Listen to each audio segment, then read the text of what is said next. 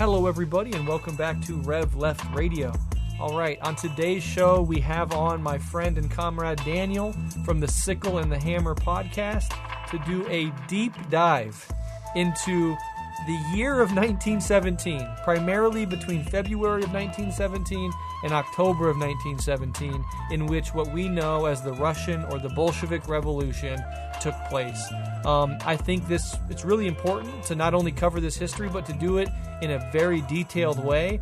And Daniel is really, really good at making that detailed history accessible and compelling and allowing people with little knowledge, maybe no knowledge at all, to follow the historical events as they unfold, showing very clearly how, they are connected to one another. And so it's a super accessible way into the detailed minutia of the revolution, and is really only through that detailed analysis of a world historical event like the Bolshevik Revolution that we can truly understand the ups and downs and the intricacies and nuances of revolutionary rupture. Because the October Revolution is not something that happened spontaneously. It is not something that happened overnight. It had months and months of immediate acute buildup and decades of more generalized buildup leading to that moment. And it took courage and attachment to the masses and the organization of the vanguard party and to the brilliance of the leaders of the Bolshevik party, as well as the resilience of the workers and the soldiers and the masses that made up the Soviets and made up the Bolshevik party and made up the Russian Revolution that created the possibility for it to be successful. So this is a fascinating insight. And even if you are a veteran Marxist, right, even if you know this history pretty damn well, I guarantee you will learn many new things by listening to this wonderful, wonderful episode on the Russian Revolution. And as always, if you like what we do here at Rev Left Radio, you can support us at patreon.com/Rev Left Radio in exchange for bonus monthly episodes, as well as access to our Rev Left Situation Room, where we as a community come together and wrestle with big political events when they unfold, and a bunch of other bonus material as well, including sometimes access to our Buddhist Sangha that we run together as a community. And if you don't want to join the membership, you can shoot us over a one-time donation at buymeacoffee.com/RevLeftRadio. I'll link to both in the show notes. Your support means the world to us, and as always, Rev Left is 100% listener funded. Always has been, always will be. All right, without further ado, here's my fascinating conversation with Daniel on the Bolshevik Revolution, establishing the world's first socialist state. Enjoy.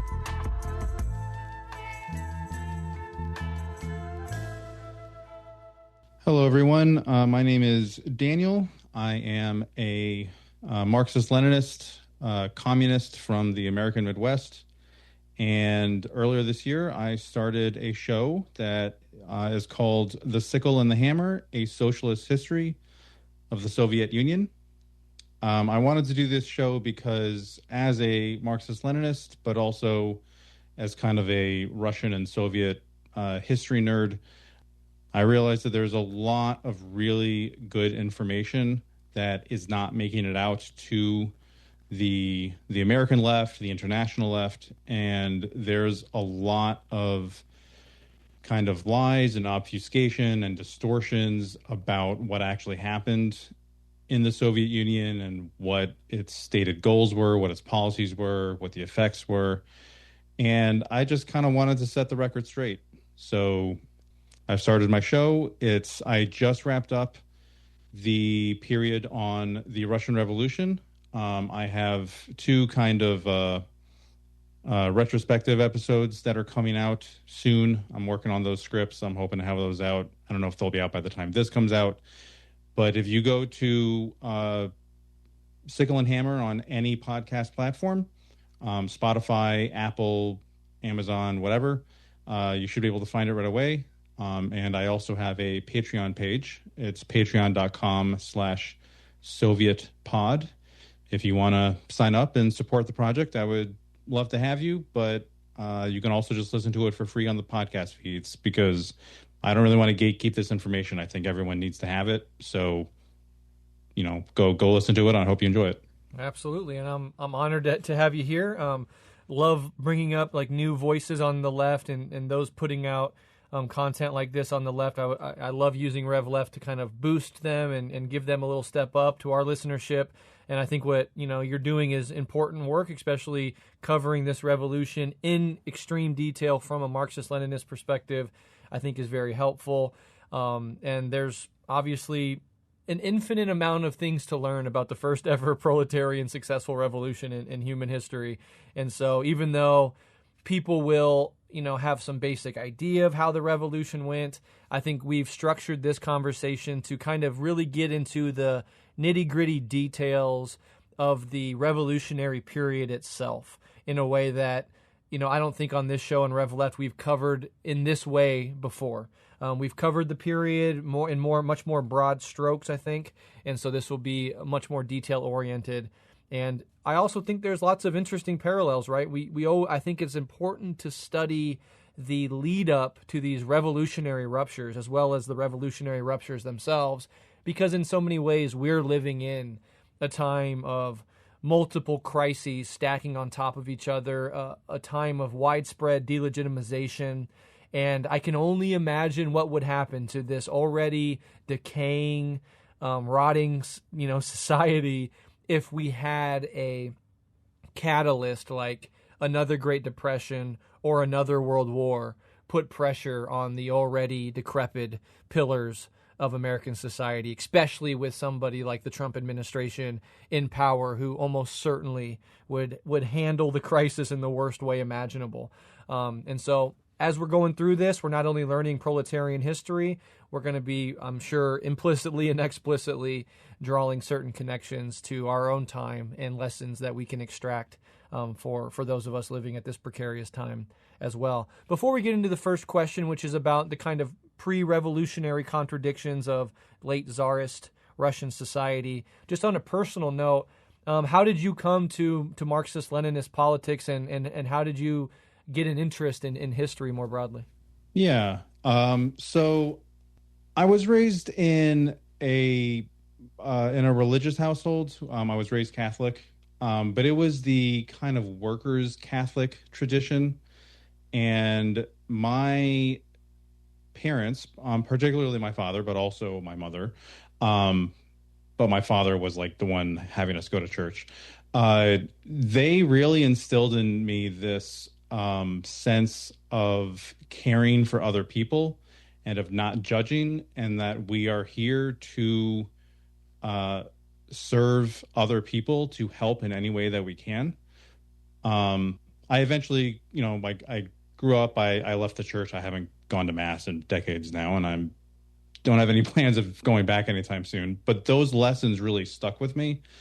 And as I went through high school and then college, I just started learning kind of more about history. I developed this really deep fascination, specifically with Russian history, something to do with all the snow and the darkness and the weird accents and stuff. But then once I finished my kind of formal education, I started to really get interested in like the inner workings of specifically the Soviet Union, because if you think about it, in the United States, and this kind of makes sense because, most of us listening, we're Americans, or you and I speaking are Americans. And so like we get taught civics class and we know, at least on paper, like how the Constitution is supposed to work, what the three branches of government are, what elected representatives are supposed to do, and all that kind of stuff. I'm not saying it works that way, but we at least were taught this. But when I got out of my education about the Soviet Union, I realized, well, I don't actually know what the Soviet government, how it was structured. I don't know how it functioned. All I know is like Stalin was a dictator and murdered a bunch of people, and then the economy collapsed. And so it's a bad idea. Don't try it. So I started looking for ways to fill in those gaps in my knowledge. And I eventually just started like reading Lenin. And then I realized, well, if I'm going to understand Lenin, I got to read Marx. And I read some Marx stuff. I read some Lenin stuff. And it just really started to make a lot of sense to me. And all the pieces kind of started to fall into place with historical materialism and, the analysis not only of what was going on in Russia, but just all over the world throughout all of history, I came to realize that I think dialectical materialism is a very, very powerful analytical lens to examine history and human society through. And at that point, it started to resonate with me because I realized that Marxism, Leninism is so if you're serious about trying to lessen human suffering, you have to move past capitalism. But if you're serious about moving past capitalism, you have to embrace Marxism, Leninism. And I'm not trying to poo-poo other revolutionary trends. I have anarchist comrades, like mad respect to everyone engaged in the struggle.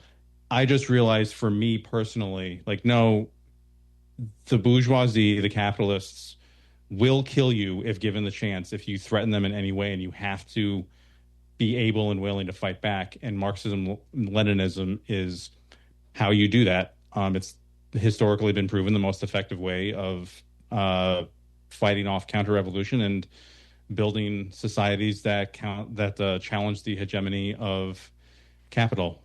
So I've been a communist. I call myself a communist. I'm an ML, whatever you want to call it. I've been like this maybe for about 10, 12 years now. But really my journey kind of started much earlier than that in just a basic interest in wanting to be of service to people, realizing that capitalism is an impediment to that, and then understanding what we have to do to get past it.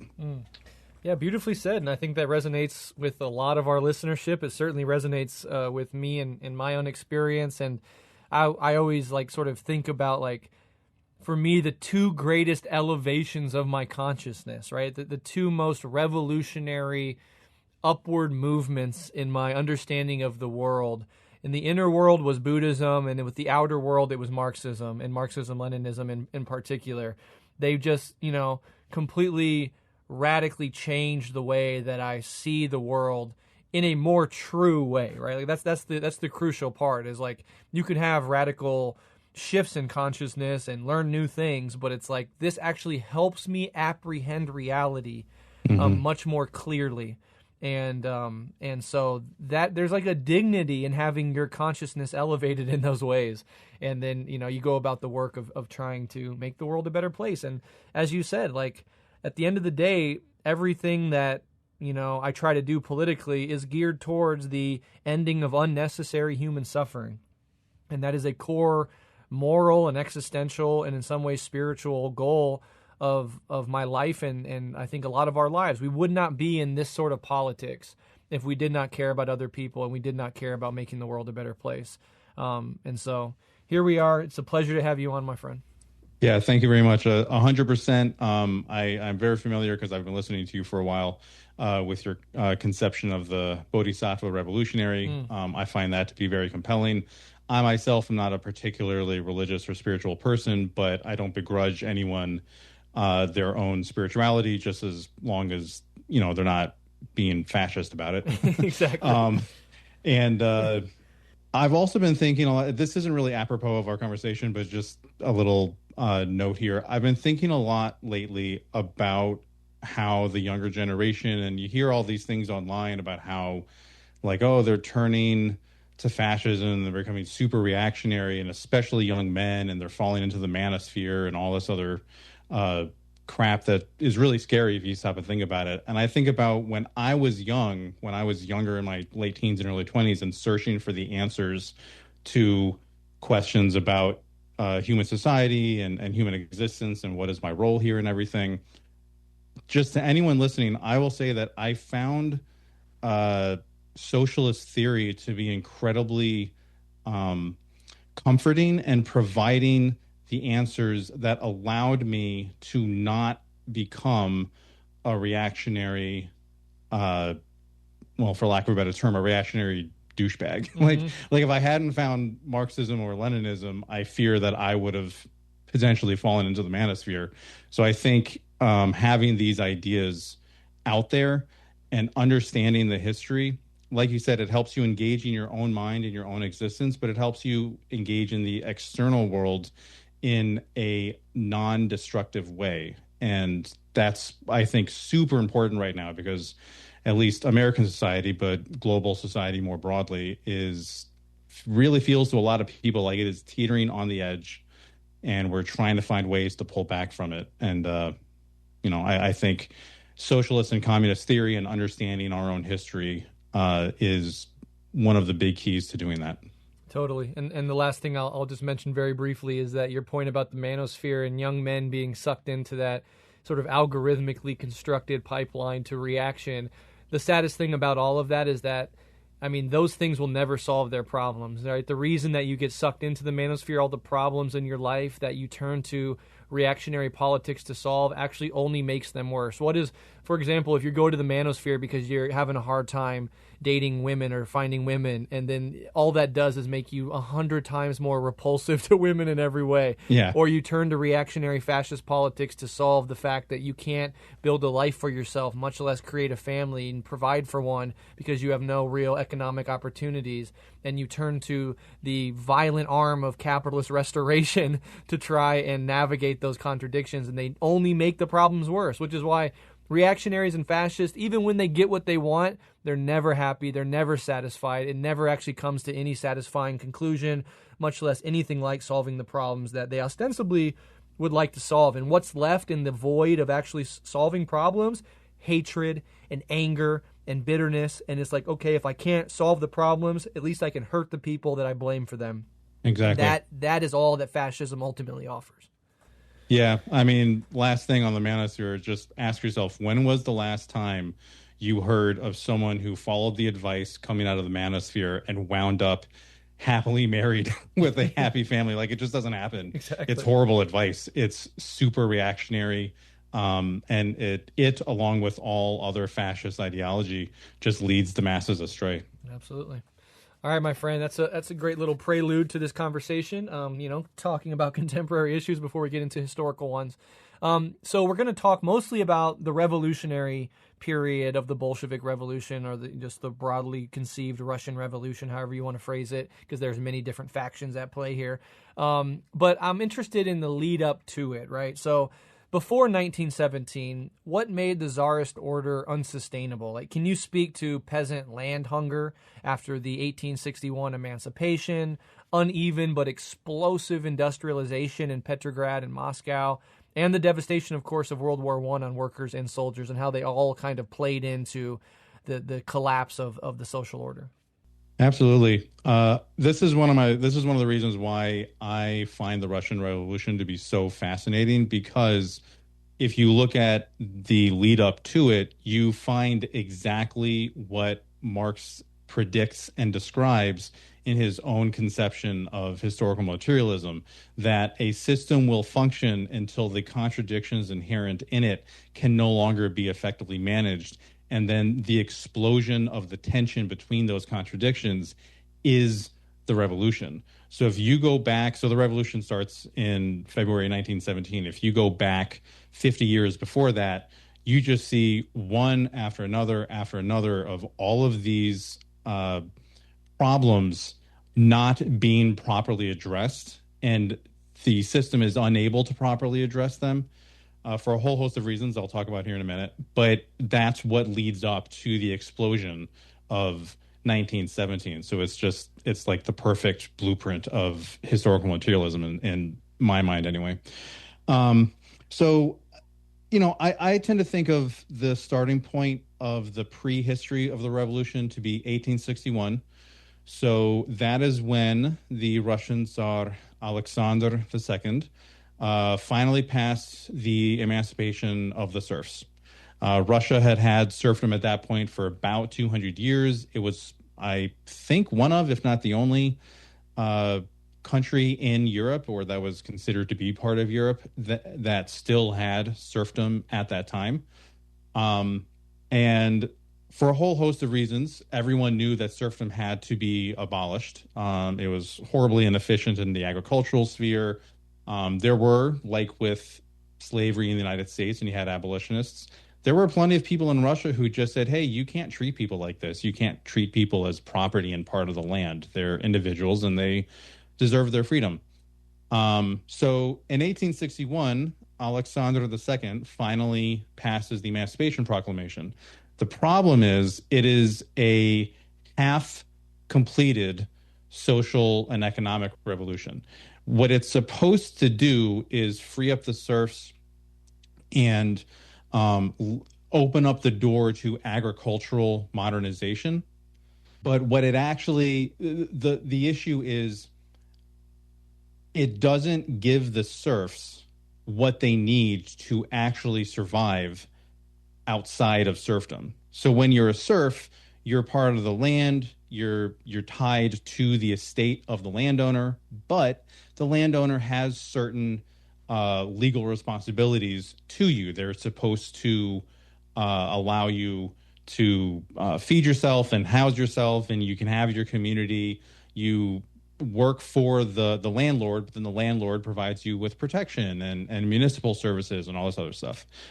So when Russia gets rid of serfdom, it changes the legal status of the peasants, but it doesn't actually give them any land. They don't actually have any control over their resources. And in fact, one of the more grotesque aspects of this emancipation of the serfs, this Emancipation Proclamation, is it imposes a tax on the serfs so that they must pay for their own freedom. So the details aren't really important, but what ends up happening is the serfs are on the hook for the next 49 years, making redemption payments to the landlords for the quote-unquote privilege of having been freed. So you have this entire class of people, hundreds of millions of people over the last two and a half centuries that have had their labor exploited and had their surplus value extracted. And when that system finally no longer works, you impose a tax on them so that they still have to pay to not have their labor be exploited and their surplus value be it's this really grotesque failure of the entire system, and of the entire reform. Coincidentally, the reason that happens is because it is the landed aristocracy that advises the Tsar on how they would like to have this process unfold. If you can believe it, no peasants were asked, how should we proceed with the abolition of serfdom? It was all just the landed gentry. And wouldn't you know it, they said, well, if you make them pay us for half of a century, then fine, we'll call it even, which is, ruling classes. What are you going to do? So you have this land problem. Now, one of the reasons why this is important, though, is because Russia recognizes that it has to industrialize. It is one of the most industrially underdeveloped nations in Europe at the time. It actually, one of the things that was kind of the direct catalyst to realizing and getting on the path to emancipate the serfs was Russia got its ass kicked in the Crimean War in the 1850s, just absolutely humiliated. And it was because they were not an industrial power, but France and Britain were, and they just got completely crushed in the war. So you free up the serfs. Now you have this giant underclass of reserve labor, which is kind of starting to sound like the prerequisites for capitalist development, right?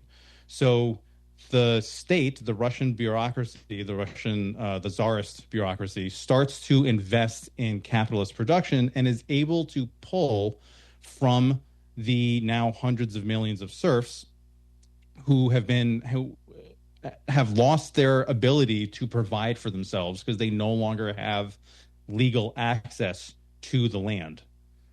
So in about the 1870s, 1880s, you start to see this explosion of capitalist production drawing from the peasant class. The peasantry starts to become the proletarian class of the Russian Empire. A really kind of funny, interesting anecdote about this is there was this Russian, he's kind of considered the Russian father of Marxism, a guy named Georgy Plekhanov. And he was kind of the first Russian Marxist of the period. And he had studied Marx and then brought back the teachings and the texts to Russia. And this turned out to be right on the eve of the explosion of industrialization in the Russian Empire. So everyone's reading all these texts from Marx, and Plekhanov's like, see, man, this is it. This is what we need to be paying attention to. But there's not really any large-scale industrialization in Russia, so everyone says, what are you talking about? This is crazy. But within a couple of years, that script has been flipped, and now everyone thinks that Plekhanov is this like genius. And what I think is funny about that is I kind of think of the analogy of like if you know the math, you can accurately predict a solar eclipse. If you don't know the math, someone telling you that the sun is going to be blocked out seems crazy. And then when it happens, you're like, oh my God, this person's a sorcerer. They have such divine knowledge. But really, all it is they have an understanding of how astrophysics and the math works, and they're just able to apply it. And that's kind of what happened here. Marx had, at this time, he was still alive, and he had started to publish Capital Volume 1, and he was working on the other two volumes. He had kind of developed the inner workings of capitalism. He had developed an understanding of the inner workings of capitalism. And so all that happened was he looked at it, he studied it, and he described what he was seeing. And that was experienced in Russia as almost kind of a divination of what was going to happen. It was seen as almost like a miracle. Because there was no materialist understanding of the progression of history in Russia at the time, not even among the intellectuals. And that speaks to the scientific aspect of historical materialism, exactly. Which is really this genuinely scientific attempt to understand something that has fallen outside the purview of science proper, which is the development of societies through history. But in the same way that we still have people who deny Darwinian evolution, or people that deny the efficacy of vaccines. Science denial happens all the time, and in some ways the denial of historical materialism and the historical evolution of societies through time is still very much alive with us, of course, because it's needed to defend the current system that is currently in power. But we know from a historical materialist perspective that regardless of what comes next, capitalism, imperialism is an ephemeral stage in the development of social history, and one way or another, it will pass. And we hope that it passes through revolution onto a better world, but it could also, collapse in on itself. It could also, in the absolute worst case scenario, lead to something like the extinction of the human species. But we know that it will pass because it is ephemeral. But anybody that defends capitalism has to, on some implicit level, assume that this is the end-all, be-all of modes of production. And maybe we reform it, maybe we have to still get it just right, but basically, and this is what Fukuyama was arguing, it's the end of history, and we know implicitly because of Marxism that's a farce. Yeah, I was just going to bring that up. It's the whole idea of, well, this is all we can do, this is the best we can do, so we got to make do with what we can within this system. And the beauty of historical materialism, dialectical materialism, is it very sublimely describes how everything in the universe, down to from the atoms all the way up to stars, all the way up to black holes, everything is constantly changing and morphing, and nothing lasts forever. And constantly morphing and changing in radical relationship to everything else around it. Exactly.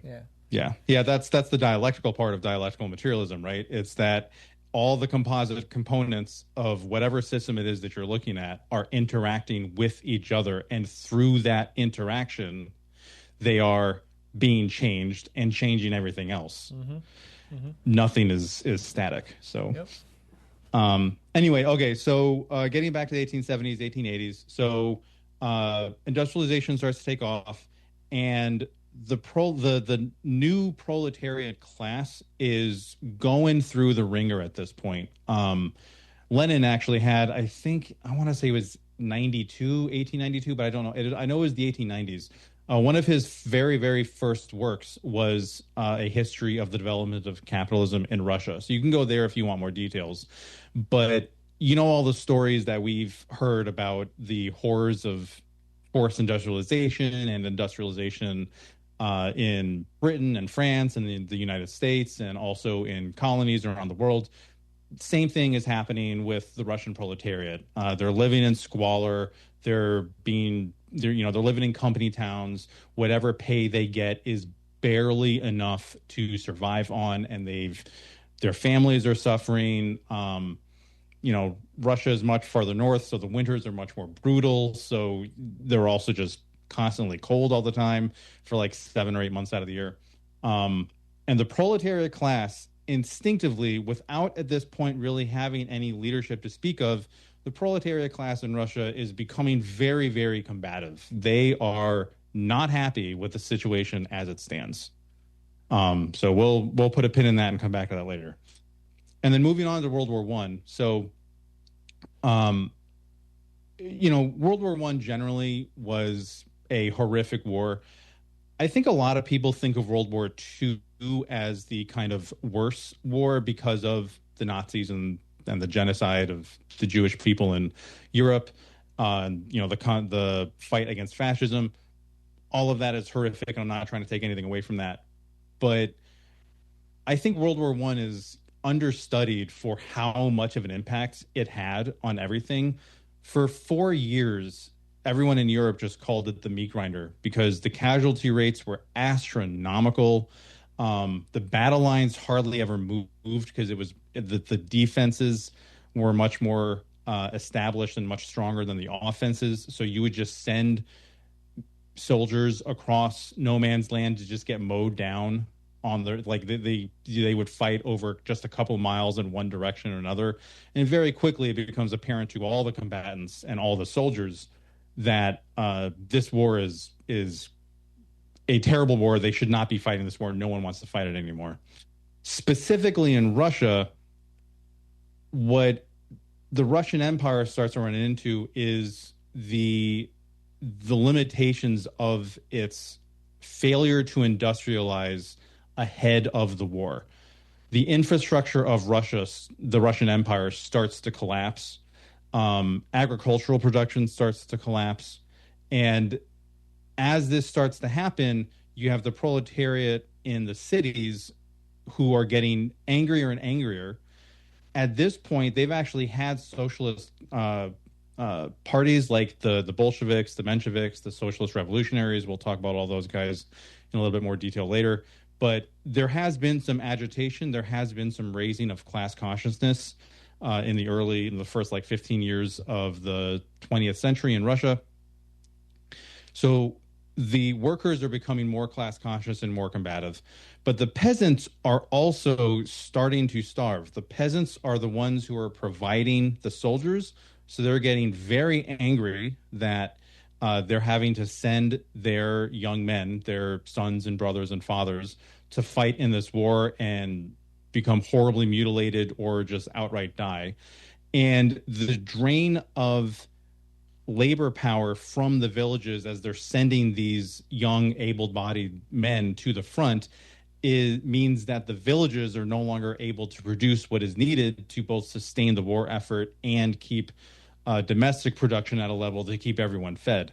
So the entire system just starts to sputter and really begins to collapse in on itself. What you're basically talking is like two generations leading up to 1917 revolution, and all of these contradictions building up, piling on top of one another.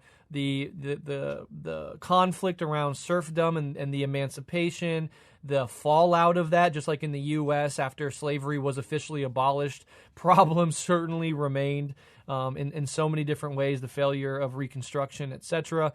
You have the Russia falling behind other European powers in industrialization and seeing that other countries are ahead of them, in some cases well ahead of them in that regard, losing conflicts with other European powers because of it, and then the rise, of course, of World War I, just adding a pressure cooker to the already existing contradictions in Russian society. And I never fail to point out the Bolshevik Revolution and the Chinese revolutions came in the wake of world wars.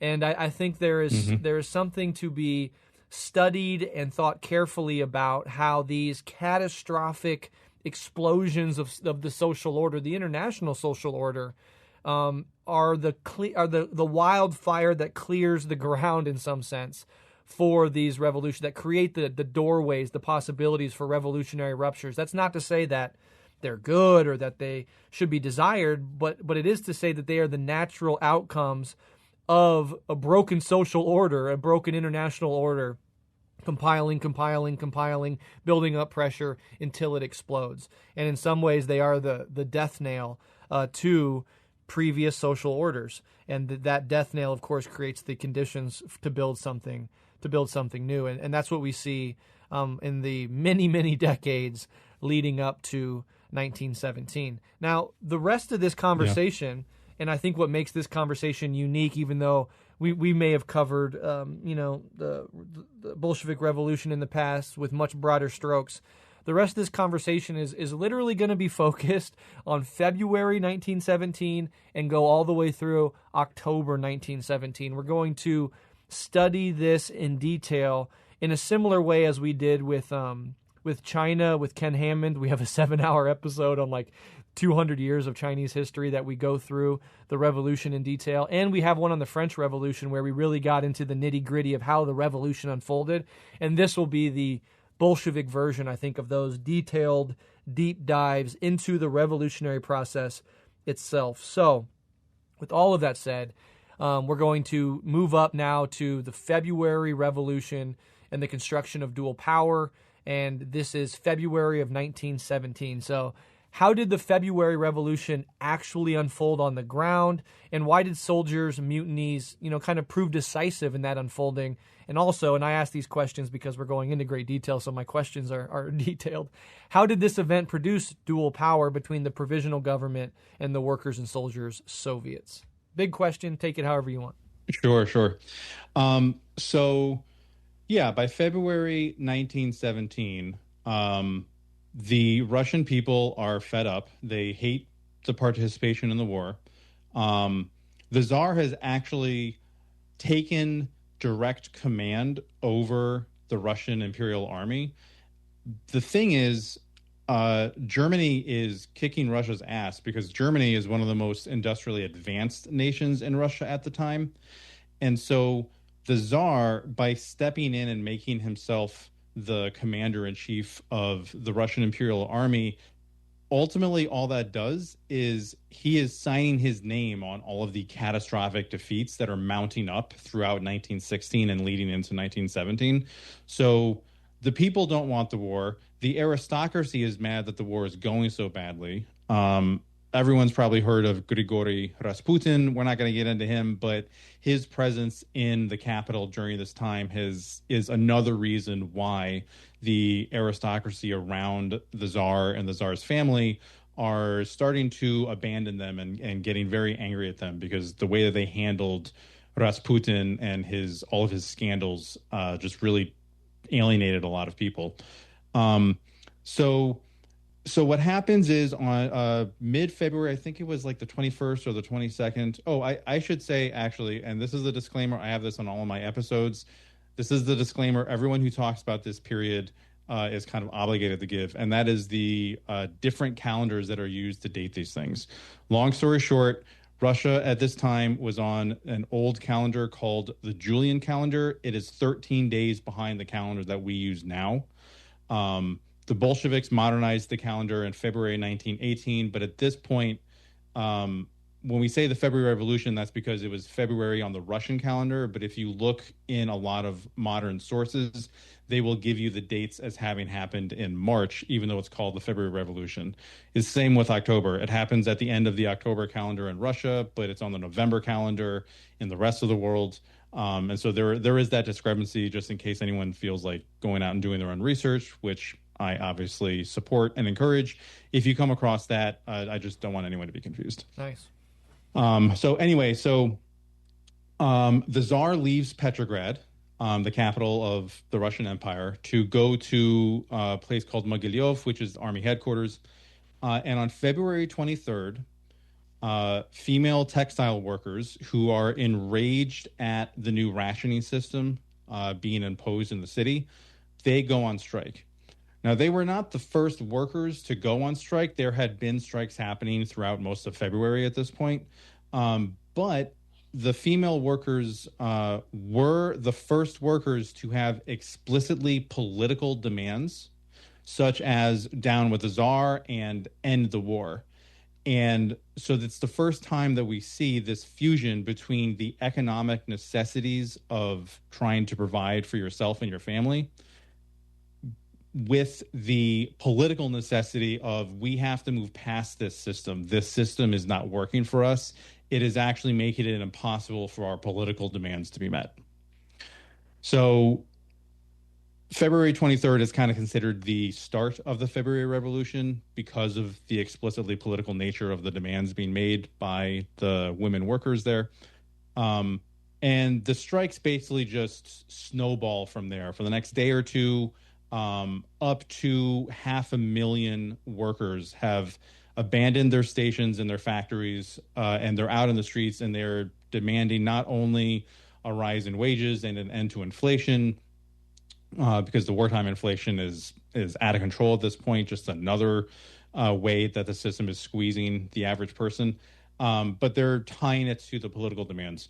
Because the Tsar is out of the city, he has to rely on the reports of people back in the city, and he is slow to respond to what is actually happening. He understands that there are disorders happening, and so he orders a general, a guy named Khabalov, to basically put down the strikes and just force everyone to go back to work. So Khabalov starts to order the soldiers who are stationed in Petrograd to go out into the street and do just that.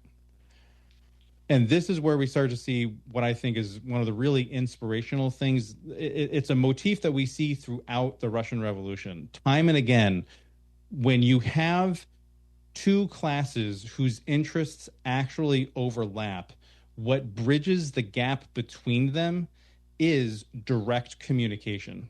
So the workers are out in the street, but the soldiers who are, again, they're drawn from the peasantry. The soldiers are being told, well, you got to get the workers to go back to work.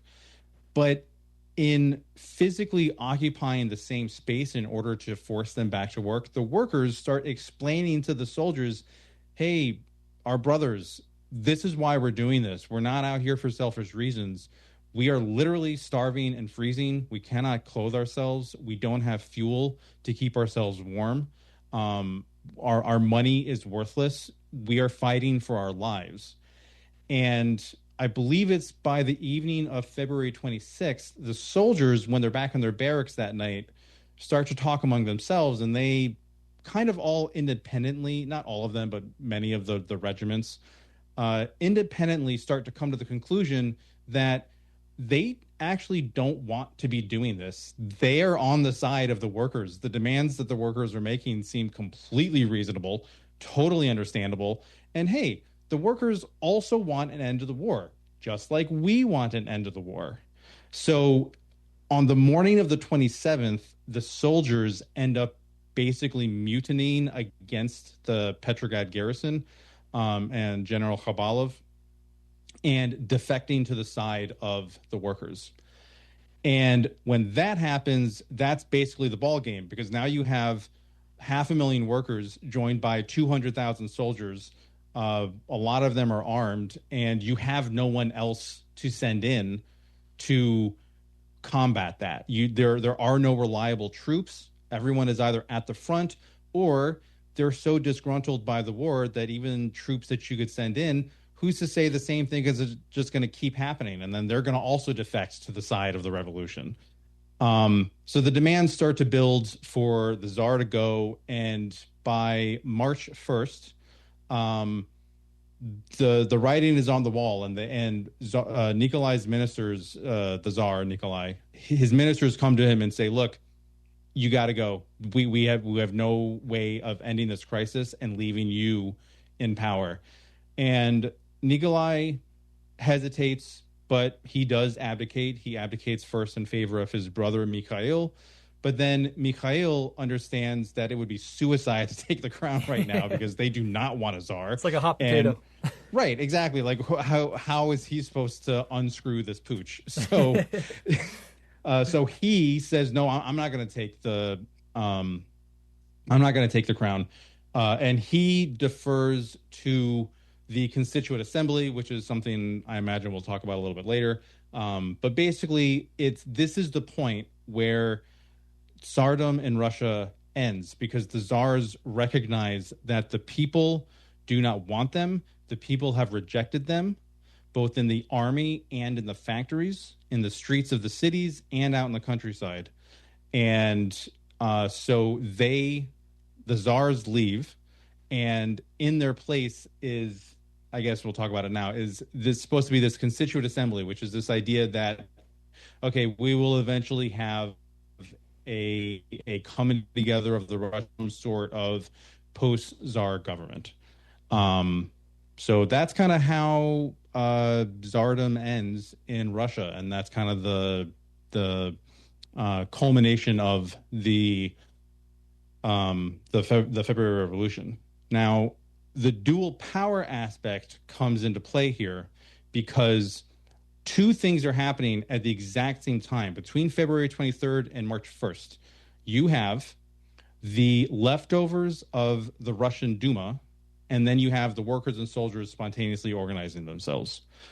So the Russian Duma it's kind of like the Russian parliament. It had been in session during this whole time, but it had been powerless to do anything about it because they're just ministers. They also don't have control over the soldiers. So what are they going to do? So once the Tsar abdicates, certain ministers and deputies from this Duma they declare themselves to be the provisional government of Russia. So they say, okay, we were elected, I think it was like the year before or something, to sit in this Duma, so we will take over governing of the country. No one elects the provisional government. They just declare themselves to be the provisional government, but their claim to legitimacy is that they were voted into the Duma in the last series of elections. Along with that, though, you have the workers and the soldiers who start organizing themselves into the Soviets. Now, the Russian word Soviet, or as we say, Soviet in English, it literally just means council, both in the sense of giving someone advice and also in the sense of a council of people coming together to discuss issues and make decisions. So the Soviets are literally just councils of workers and soldiers that spontaneously start to form so that they can come together and discuss the issues that are important to them. The Soviets had actually first appeared. There was a revolution in 1905. We're not going to get into it, but that was the first appearance of the Soviets. The Soviets had then gone away after that revolution, but they've come back here, and they are, as we know now, the embryo of what would become popular democracy and workers' power in the Soviet Union. They are resurrected right now in February 1917. Now, the dual power nature of this is neither of these institutions at this early stage of the revolution are powerful enough in and of themselves to take over total control of the Russian Empire. So the masses are very clearly with the Soviets, but the masses are also, and so the Soviets are by extension as well, very inexperienced. They were not expecting to step into this role. And their immediate concerns are, okay, how do we feed and clothe ourselves? How do we take care of our families? How do we end this war? The provisional government has this veneer of officialdom because it comes from the Duma, but they're not really supported by the masses. Now, that means that the provisional government, if they were to try to break up the Soviets, they would incite a reaction against them that would very likely lead to a civil war because the masses are with the Soviets And the Soviets start popping up all over the country. It's not just in Petrograd. They're in all the cities, in a lot of the villages. Soviets just start popping up everywhere. So the provisional government is not strong enough to just do away with the Soviets altogether. And the Soviets are not experienced enough, and they're not class conscious enough at this point to understand that they don't actually need the provisional government. They are capable of running things by themselves. So you have these parallel tracks of political power being exercised over the next 8 months. And the story of the Russian Revolution is very much the story of these two tracks that start out parallel, starting to curve into each other and heading on a collision course. And that's what ends up happening in October. Yeah, well, the first thing I want to say is just like kind of stepping out of the narrative, just talking like how good you are at creating an accessible and compelling narrative that doesn't lose the listener. Like sometimes when people go through the morass of these historical details, it's very easy to get bogged down and take detours and kind of lose the narrative thread. You're kind of hopping all over the place or bringing up things that people don't know about or are kind of confused about. And so it can be hard to tell history in this hyper detailed way, and I just wanted to give you your props of how good you are at it, and that speaks to the quality of your podcast, The Sickle and the Hammer, which of course I'll link to in the show notes. People can check it out. So hats off to you for that. But also want to just kind of reiterate this the importance of these Soviets, right? Of these councils. This is the locus, the embryo, as you said, of proletarian democracy. This, especially coming out of Tsarist Russia, represents this radical extension of democracy, and with that, community autonomy, right? The ability for bottom-up, democratically organized communities, workers, to come together and make strategic decisions, especially in a time of extreme crisis. And I was trying to think, like, what is the closest thing that we have in modern America to that? And I would say it's something like unions, but when they're on strike, right? When unions go on strike and they're out and out in open class conflict with the bosses, and they are now no longer being paid, right? So now meeting the workers' material needs through strike funds and mutual aid becomes necessary. Having alliances, perhaps with other elements of the community, other trade unions, becomes more and more important. And then the strategy of how you deal in this really hothouse environment of hostility and conflict with negotiations, what your red lines are. In that context, unions are really forced to kind of, in a miniature version, kind of play the role of what a Soviet is. And in both of these cases, although the Soviets to a much greater extent, and these entities have been present in multiple socialist experiments, this is really important to remember, that these are the root beds, the seed beds out of which socialist and proletarian democracy can emerge and flourish. And of course, there's a bunch of complications with the Soviets down the road and plenty of criticism to talk about, but just highlighting how beautiful and relatively rare these formations are, and how they really are in so many ways at the center of our socialist politics, I think is worth doubling down on and just reminding people of. Yeah, absolutely. You had said that you think maybe the closest approximation that we would have in the United States today is labor unions. That just brought to my mind, so Lenin in 1902 wrote What Is to Be Done, which was basically his theory of the vanguard party and why it was necessary and all that stuff. And he points out in that work the very real limitations of unions. Unions are great. They're very necessary. They are the first line of defense for workers against capital and the bourgeoisie trying to squeeze them for all that they're worth. But they are insufficient in and of themselves for overcoming capitalism entirely. Absolutely. If you want to know why, go read that book. I don't want to get into it right now because that'll derail this entire conversation. But you can think of Soviets as the next evolution or the next step in workers' powers.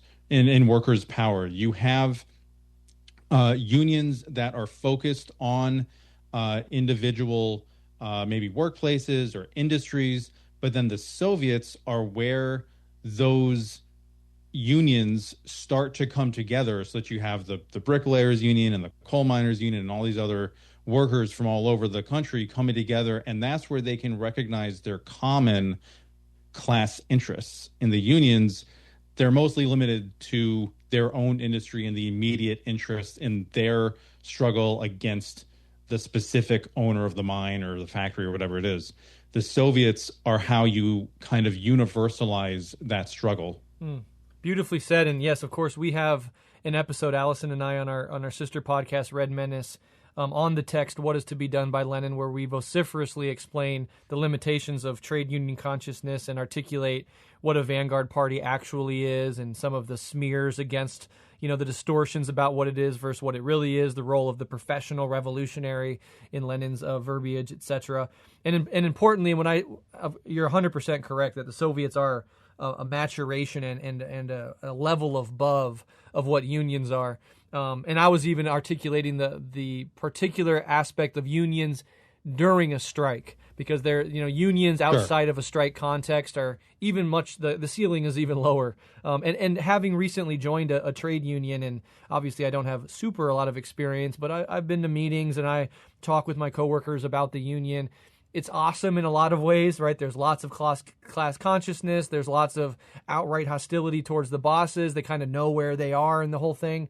But there's also deep, deep limitations. And as my experience unfolds within one of the bigger trade unions in North America, I'll have episodes where I kind of, from a first-person experience, get to explain the severe limitations of trade union consciousness, because they certainly are there. But yeah, all interesting thoughts for real. I'll link to that show, that episode that we did on what is to be done in the show notes as well for people, because I do think it's perhaps one of the most important texts that a Marxist could read and understand in depth for the level of organization needed to confront capitalism, imperialism. But with all that said, let's go ahead and now move forward in the narrative. So coming out of the February Revolution, the dual power situation, we move into April. And this gives rise to the April Theses and accusations of Lenin being a German agent. So when Lenin returned in April, what was qualitatively new about the April Theses, right? Peace, land, and bread versus all power to the Soviets, and all power to the Soviets. How should we understand the German agent accusation, like historically, as a bourgeois smear? And what evidence do we have about what really mattered, which is the Bolshevik alignment with mass demand, something you've alluded to throughout this narrative already? So when February happens, it catches the established political parties completely off guard. They've been suppressed by the Tsarist regime for, a decade or more at that point. So Lenin and a few other Bolshevik leaders, along with leaders of the Mensheviks and even the SRs, have gone into exile. So they're in, I think it's Zurich, when the February Revolution hits. Other leaders like Kamenev and Stalin are in exile in Siberia. So once the Tsar is overthrown, everyone starts to make their way back to Petrograd, whether it's coming from Siberia or coming from abroad.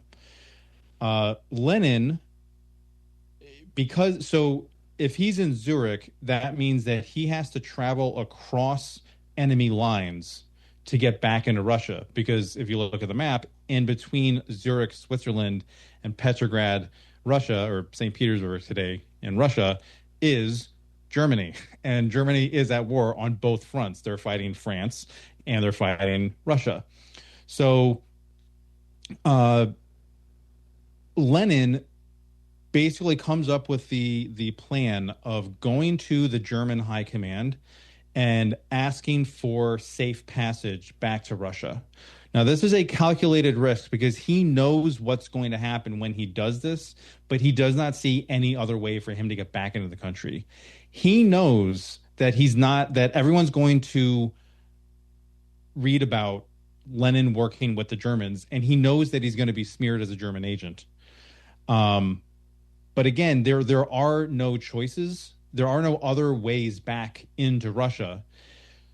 And the deal that he hatches with the German high command is they'll put him on a train and they'll just send him across the eastern half of Europe back into Petrograd. The reason the German High Command agrees to this is because they want what Lenin wants. In this very, very narrow sense, their interests align. Both Lenin and the German High Command want Russia out of the war. Germany wants Russia out of the war because they are losing. Even though they're kicking Russia's butt in the war, they are fighting on two fronts, and they understand that they cannot keep this up for forever. So they need one of the fronts to be closed, and the way they think that they can do that is if they can send Vladimir Lenin into Russia as a destabilizing force in order to force Russia to withdraw from the war. So that's why the German High Command agrees to this. Lenin wants to get back into Russia in order to advocate and do his work in the revolution, including ending Russia's participation in the war. But he wants to do it for two reasons. One, because the war is horrific, and he knows that the Russian people are suffering, and he knows that the working people all over Europe are suffering, and he wants the war to end. If you go back and look at the documents he puts out, like in the April Theses, but also there are just a whole bunch of like proclamations and decrees and all this stuff. At no point are the Bolsheviks or Lenin or even the Soviets calling for an end to the war only with Germany. They are constantly appealing to all belligerent nations and the working classes specifically of all the belligerent nations to end the war, because they want the war overall to be finished. So Lenin takes German money, he takes German resources, and he takes a train back into Petrograd. He arrives, I believe it's April 4th, or maybe it's the 3rd. But anyway, it's early April. So, like I said, Lenin knew that he was going to be smeared as a German agent. And he is, because he is such a radical advocate for immediate workers' power. We'll get into that with the April Theses in a second, but just to wrap up the German agent smear, one of the most telling things about how this is purely a political smear and just a label that's being thrown on Lenin is not the only Russian revolutionary who takes up the German High Command on this deal. There are Mensheviks, there are SRs, there are anarchists, and there are other Bolsheviks who take these trains. There are actually 3 successive trains. They all get on these trains and they make their way back into Russia. None of them, other than Lenin specifically and the Bolsheviks generally, are smeared as German agents, even though they all did the same thing. So that, to me, is kind of the biggest proof that it is because Lenin and the Bolsheviks immediately start to advocate for an end of the war, for a transfer of power to the Soviets, that they come up with this smear. The Mensheviks and the SRs are not doing that. They are, Lenin ends up calling them the collaborationist parties. They are working together with the provisional government. So they don't get this smear because they're not, quote, acting in the interests of Germany. They want to continue the war. So that's the German agent thing. It's something that persists to this day. I actually, when I was looking, I went on like a Russian Federation government website today that was talking about their own history, and even today, the Russian Federation, the government, has the line of Vladimir Lenin was a German agent. Oh my God. So silly. It's kind of crazy because it's like, dude, this is your guy, but I know, right? They're no longer, obviously they're no longer socialists. They've been capitalists for 30 some years. So they're going to join in the party. Yeah. Okay. So what does Lenin do that incurs the wrath of the bourgeoisie and the provisional government and the other socialist parties? Well, when he gets off the train in Petrograd, he immediately, like on the platform as he is greeted, because people know that he's coming and everyone's excited to have him come back. He's got Bolshevik comrades coming to greet him, but also just workers and people coming to see Lenin come back into Russia. He, on the spot, starts talking about the need for the revolution to now proceed from the first stage, the overthrow of the Tsar, to the second stage, the overthrow of the bourgeoisie. Most people think he's crazy. Kamenev, one of his closest colleagues, even though Kamenev ultimately ends up being a very kind of right-wing Bolshevik, so he ends up disagreeing with Lenin on a couple of really key important points. But he's still a Bolshevik. Kamenev basically says to everyone, "Hey, we're really sorry about this. We didn't know he was going to say this. Please don't like get mad at us for this. This is just him." And of course, the bourgeois press that's when they start hurling the German agent smear, the Mensheviks, the SRs. Everyone is just like, Lenin's out of his gourd. This is crazy. The next day, April 4th, Lenin gives a report that is known as the April Theses. There's an official name. I didn't write it down. I don't remember what the name of the report is, but we all call it now the April Theses. And in the theses, he lays out his argument for why power should now begin to transfer to the working class, and why the revolution should proceed from a bourgeois revolution that overthrows the monarchy to a socialist revolution that overthrows the bourgeoisie. Now, to be fair to the Mensheviks and SRs, they call themselves socialists. I don't really buy it, because you are what you do, and the Mensheviks and socialists never support the working class. They never support the Bolsheviks. They try to oppose them at every turn. But they call themselves socialists, and they claim to profess a historical materialist understanding of the progression of society. And their argument is that, look, we just had a bourgeois revolution to overthrow the monarchy. Russia is not industrialized. We have not had a prolonged period of rule by the bourgeoisie. You can't skip over this stage, is essentially their argument. And this is kind of the brilliance of Lenin. Lenin sees the Soviets, and he immediately, as we were saying, recognizes that they are the embryo of actual political power being exercised directly by the masses. Before the Soviets had shown up, Lenin actually has subscribed to that general understanding of the progression of historical materialism. First, you have the rule of the feudal lords and the kings, and then you got to get rid of that, and then you got to have a period of bourgeois rule, and then you get to Soviet rule. You get to socialist rule. But in seeing the Soviets start to pop up and the masses start to spontaneously organize themselves, he recognizes that this is actually the perfect opportunity for Russia to become the leading force in a worldwide socialist revolution.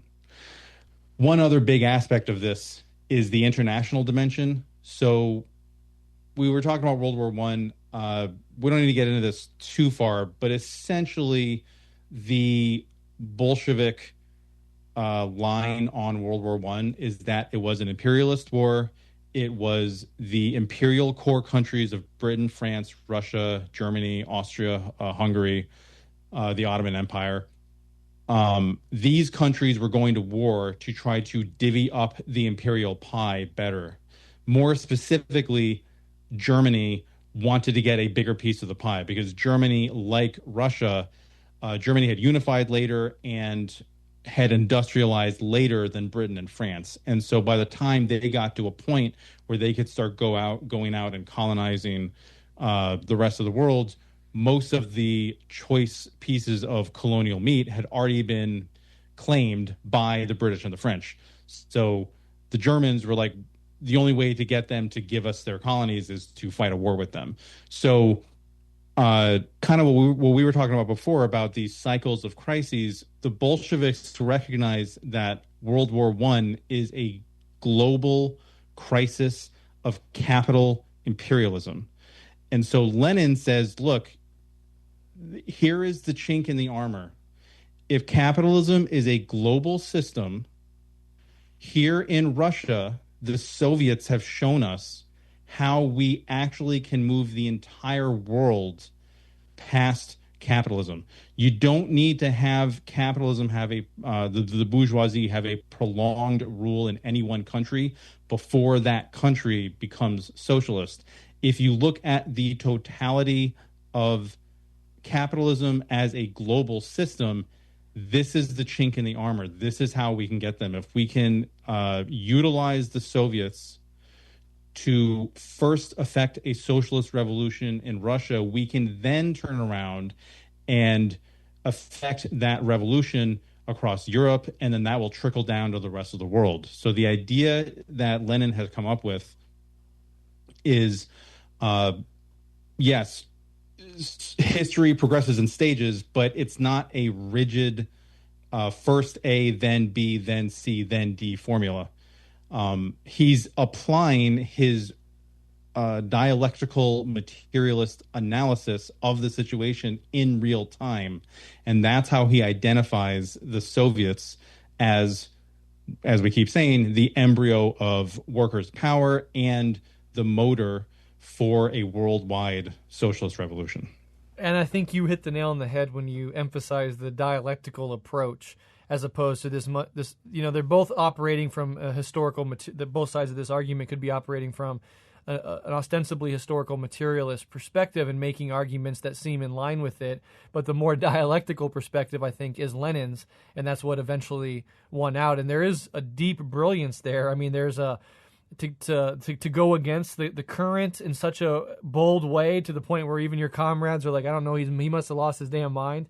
And to see that with such clarity, and to apply a dialectical and historical materialist framework in real life, living, breathing, evolving conditions, as opposed to this more stultified, static conception. There's like this deterministic conception of we have to go through this stage and then we have to go through this stage. There's something dialectically lost in that rigid perspective. And in both Lenin's case and in Mao's case, they creatively and uniquely and successfully applied the historical and dialectical materialist framework to their own conditions in such a way that they allowed it to be a living, breathing, strategic approach to things, as opposed to a stultified, dead dogma just being copy and pasted onto society, right?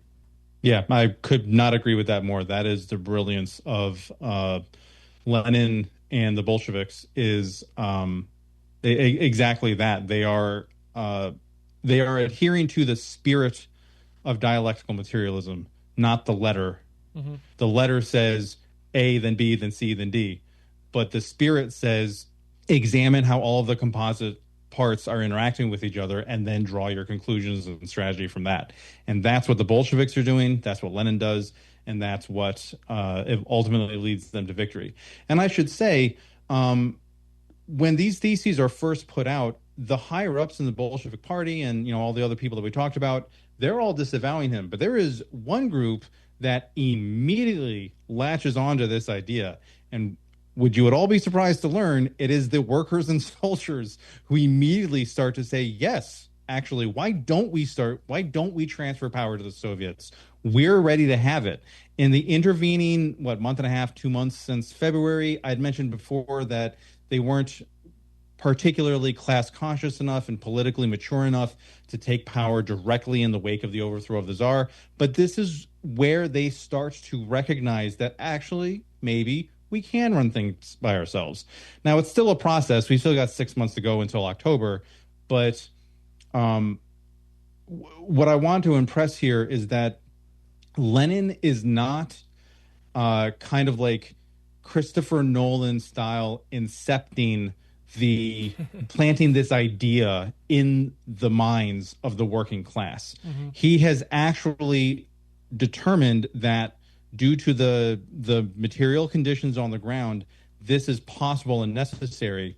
And because that is an accurate reflection of the needs of the masses, the masses start to resonate with that message. And that's where you start to see this really radical shift within the Bolshevik party, because when Lenin comes back and puts out these theses, within just like a week or two, it becomes the official line of the party, because the rank and file workers and soldiers of the Bolshevik party are voting for it and they want it. And so it is a textbook example of the theory of the vanguard party from what is to be done that we talked about, where you have the vanguard party that is doing the analytical legwork necessary for the working class, but they have to find their reflection and their roots in the working class, and that's what's happening here. Mm-hmm. Absolutely, and it would almost be regressive or tailist to try to prevent or put a ceiling on what the Soviets are developing, and Lenin saw that. To go with this more stagist approach would be to abandon the very real development that has been expressed through the Soviets themselves at this point, and the alignment of those Soviets with the masses much more broadly. So it's actually quite a beautiful thing. And the brilliance, of course, comes in Lenin's clarity of insight and his application of theory to the moment. And of course, this is a hallmark of Lenin and of Marx and Mao and others as well, which is just this confidence, right? This confidence that this is actually the right move, even though it might fly in the face of orthodoxy, even though it'll certainly ruffle some feathers and make other people, get really concerned about where this is going. This is right. I feel it. I see it, and we're going to pursue it. And history has proven Lenin correct on that front. Yeah, exactly. So now we're getting out of the spring, moving into the summer. From spring into summer 1917, how did the Bolsheviks kind of orient tactically, right, in factory communities, garrison Soviets, to win majorities without propping up the provisional government? Because there's a way you can win majorities that simultaneously lends extreme credence to the provisional government as such. So how could you win them without doing that? And what organizational practices, discipline, agitation, clarity of line, proved essential here? Lenin returns at the start of April. By mid-April, his theses have been adopted as the platform of the Bolshevik Party. Independently of that, in the provisional government, a crisis is brewing, because the one thing that everyone knows is that the masses want Russian participation in World War I to end, full stop. However, the Russian Minister of Foreign Affairs, a man named Pavel Milyukov, sends a diplomatic note to Britain and France in which he promises that Russia will not, in fact, be withdrawing from the war. And in fact, we are going to double down and we are going to win this thing, and we will join you guys as we cross the finish line. The problem is that note gets leaked and people are furious. The Bolsheviks are furious. The masses are furious. Even the Mensheviks and the SRs claim that this is a betrayal of the revolution, that the provisional government must suffer some sort of consequences for this, and it causes a shakeup in the provisional government. Up to this point, all of the official posts in the government have been occupied by holdovers from that rump Duma session that I mentioned before. But now we enter what's called the first coalition government, where the provisional government invites socialists from the Soviets into positions in the government. The Mensheviks take them up on this, and the socialist revolutionaries take them up on this. The Bolsheviks do not. They recognize that working with the provisional government is only going to dilute their message and will eventually lead to falling into the trap of opportunism, which is and class collaborationism. So I would say that's one of the first things that the Bolsheviks do at this time. They recognize that they should not be working with the bourgeois government. And in the end, this position is vindicated because they remain the only mass party that is not tainted by participation in the government, because we have coming up the failed June offensive and repression after the July days and the Kornilov affair. We're going to get to all of that soon. But by not entering the government, the Bolsheviks kind of keep their name clean. In terms of starting to win majorities in the Soviets, really it's just very consistent messaging. You know, they have the slogan "Peace, Land, Bread," which speaks to kind of the three groups of the masses: peace for the soldiers, land for the peasants, bread for the workers. They alternate between the slogan of "all power to the Soviets." After the July days, they abandoned that slogan, and we can talk about that why later. And then they bring it back starting in September. But it is by consistently advocating for what the masses themselves are saying they want. They want an end to the war, and the workers need a little bit of breathing room. They are starting to experiment with their own kind of direct control over factories, because the bourgeoisie in Petrograd and other cities across the country are so weak and everything is so disorganized at this point. They're setting up factory committees to start to have influence over their own working conditions. And the Bolsheviks, by consistently supporting the masses, start to win more and more of the masses. So the Mensheviks and the socialist revolutionaries join the government, and then their message starts to get diluted. The workers start to see that maybe these guys aren't actually serious about giving us the things that we want, but the Bolsheviks are, because look at what they're saying, look at what they're fighting for. And that's really what draws everyone into the Bolshevik Party. Yeah, fascinating history there, and just incredibly well played, and the strategy there is essential. And we see in our own time, to a very different degree, but still one that resonates to some extent, the capitulation that occurs when you try to change the system from within, or trying to work within the Democratic Party, or work as an even an aspect of the coalition. Even though we're kind of hostile to the party, but we're still going to work as its left flank, of the coalition, and what happens in that process. And so I think that was another brilliant move. And really, the odds that the Bolsheviks have to overcome, right? The consecutive right decisions that they have to make to be able to turn this thing in the direction that it ultimately played out. It's like a domino where every single domino has to fall more or less right, and they're doing it. And it's because of the Vanguard Party. It's because, in some aspects, of the brilliance of Lenin and the Bolshevik leadership more broadly beyond just Lenin, and their ties to the masses and their ability to creatively apply theory in real time. So let's go ahead and move forward. And this is an aspect that of the revolution that doesn't get talked about a lot. I think it's obviously kind of washed out with the February Revolution and the October Revolution. But, this is a really important part of this process, which is the July days, right? Why do you characterize the July days as a premature uprising?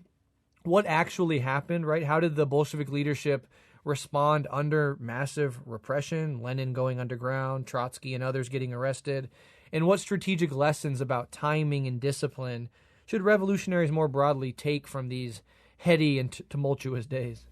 So first off, what were the July days? So a little bit of backstory here. So I mentioned before that there was a June offensive.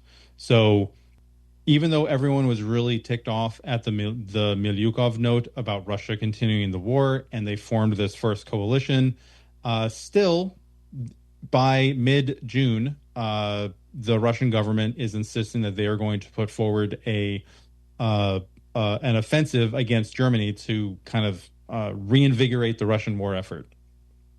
So turns out bringing socialists into the official government organs does not actually get the workers and the soldiers what they want. The thing is, the Russian army is on its last legs, and for a whole host of reasons. Again, we don't get into it. I do go into quite a bit of detail on my own show, so if you want that, you can go listen to it there. But the Russian army is just falling apart, and the June offensive completely stalls and is a major, major embarrassment.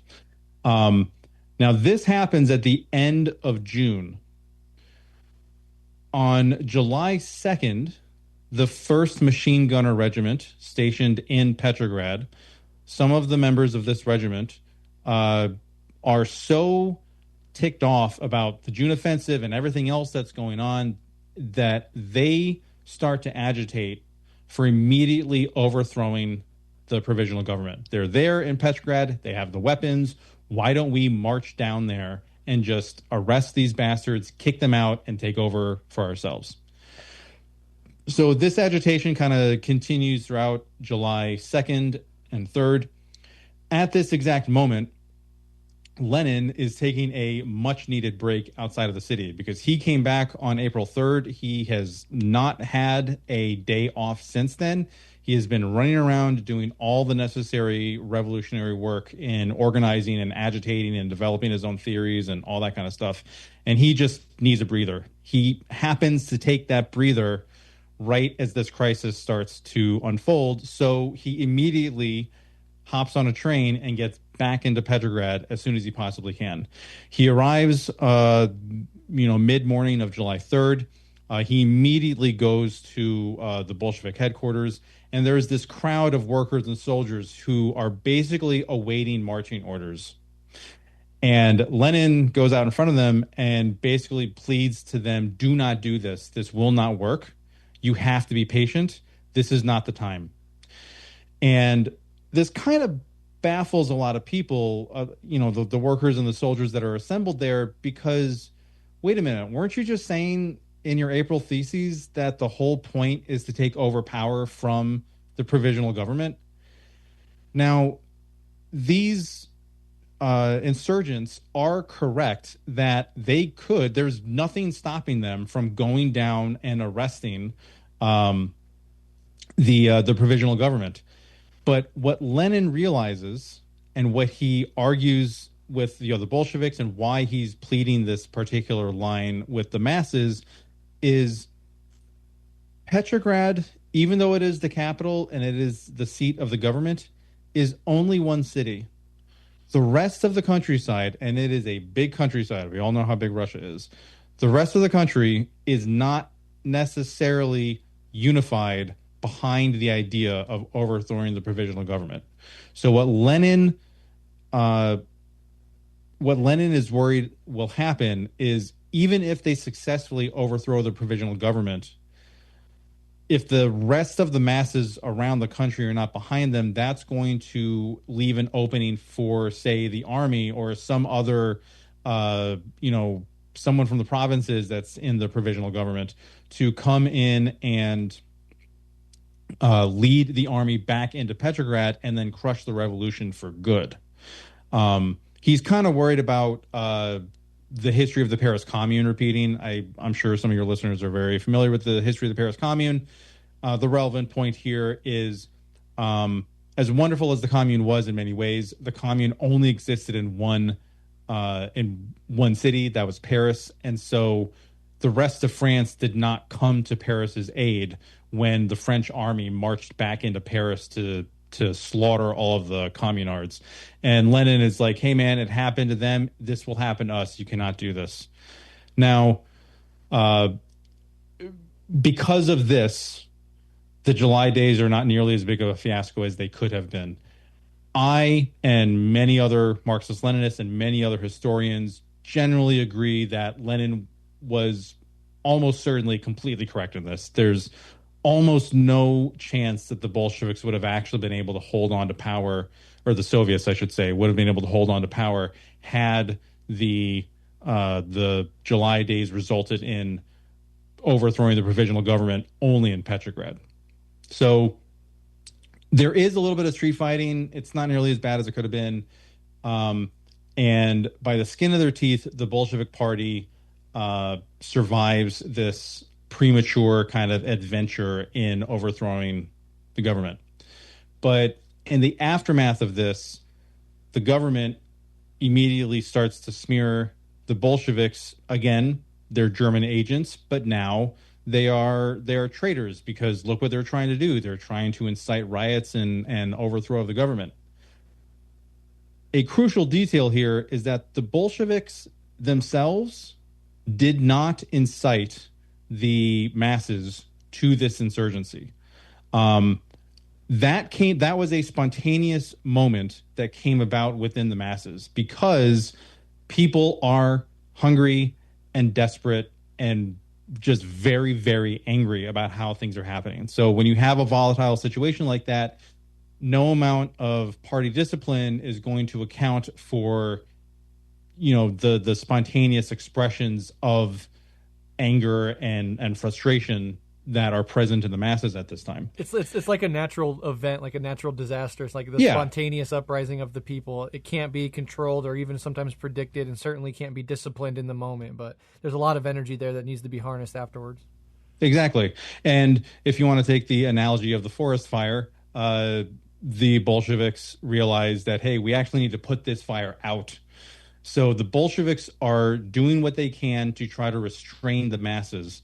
But wouldn't you know it, that's not the story that the government ends up telling. The government blames everything on the Bolsheviks. Lenin and his comrade Zinoviev have to go into hiding, so they flee to Finland, which at this point is a part of the Russian Empire.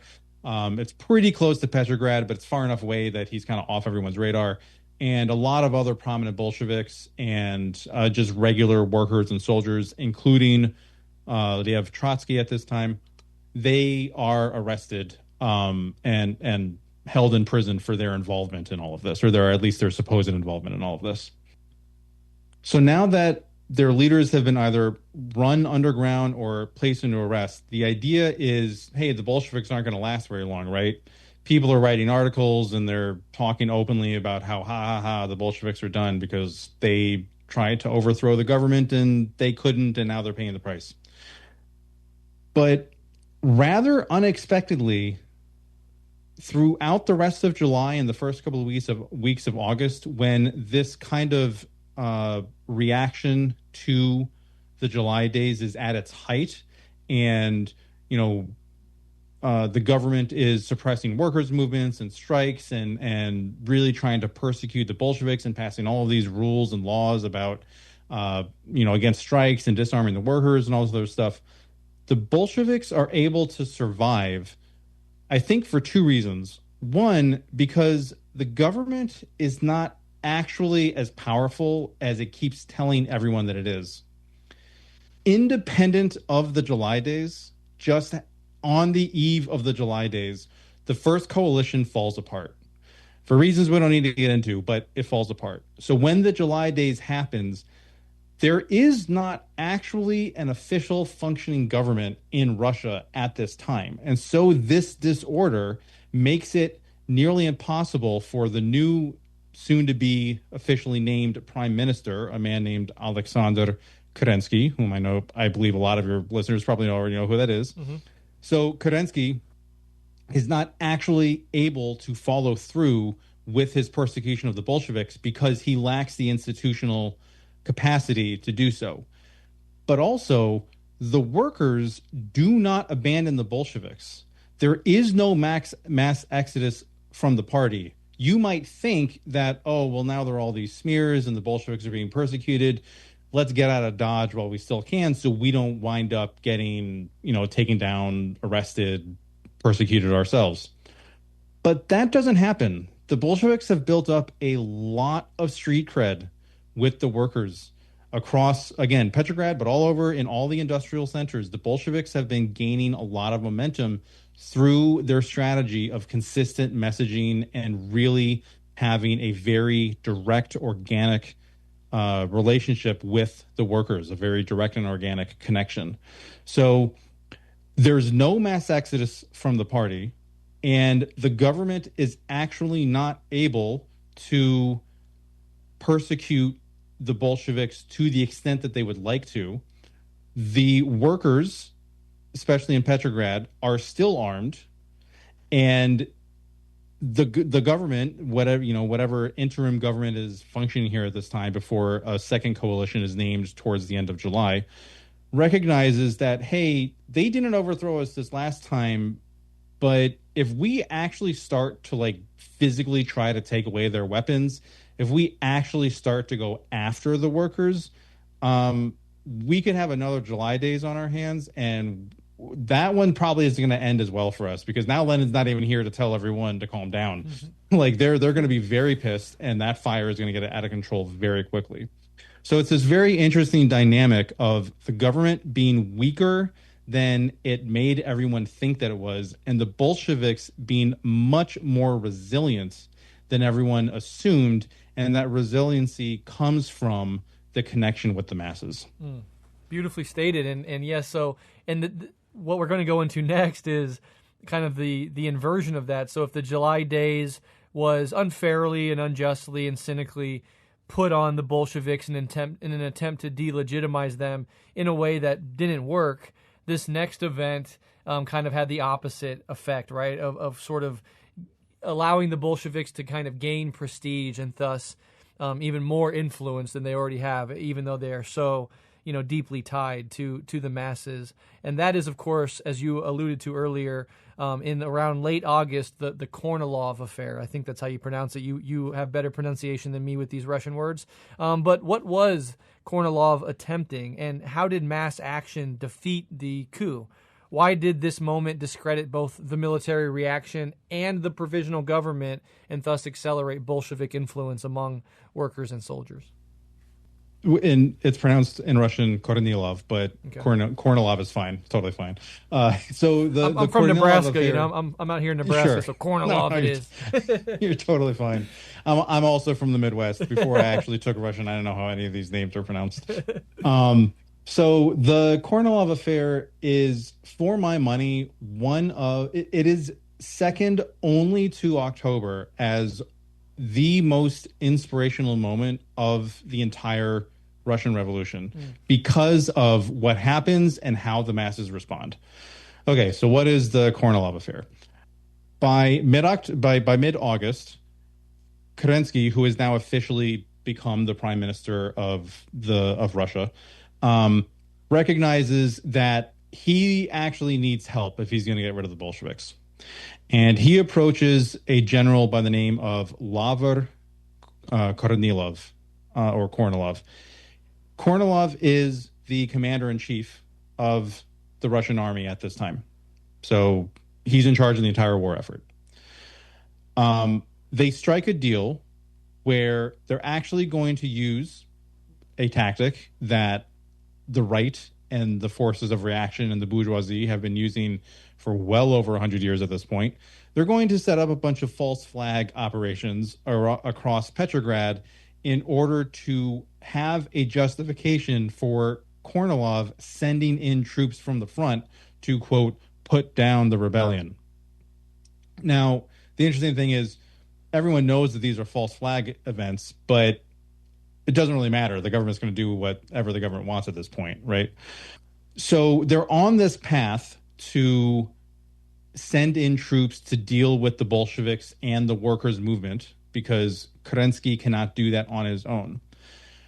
Through a very funny series of unfortunate events that I'm not going to get into, but it is just a choice example of how ridiculously inept Kerensky is as a politician. If you want the details, check out the episode of my show. I go into them all in there. But basically, Kerensky falls ass backwards into breaking with Kornilov because he is all of a sudden very afraid that Kornilov is going to arrest him, Kerensky, and execute him. We don't know if that was actually going to happen. Probably wasn't going to happen. But either way, at the 11th hour, Kerensky breaks from Kornilov. The thing is, Kornilov is already starting to send troops in anticipation of the date on the calendar, which I believe was supposed to be the 27th of August, for when the false flag events were going to take place, and then they would send in the troops and do what they were going to do. So Kerensky now is in a bind. He thinks that Kornilov is coming for him personally. What does he do to protect himself? The only thing he can do is appeal to the masses.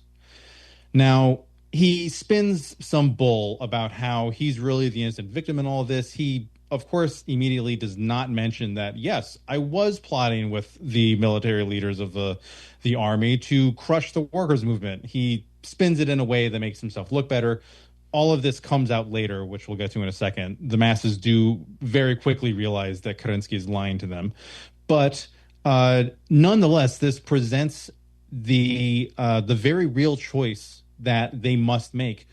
Do we stop Kornilov, and how do we do that? Because whether or not Kerensky is lying, the truth of the matter is Kornilov is sending in his forces, and they are going to slaughter us just like what happened in the Paris Commune. So we need to form our own popular defense. This is, at this point, centered mostly around Petrograd and some of the surrounding areas, the small towns around there and everything. Now, at this point, the Bolsheviks are, again, the most popular party among specifically the workers, and they are the most militant party. And so everyone turns to the Bolsheviks and says, hey, guys, will you help us fight off this military coup?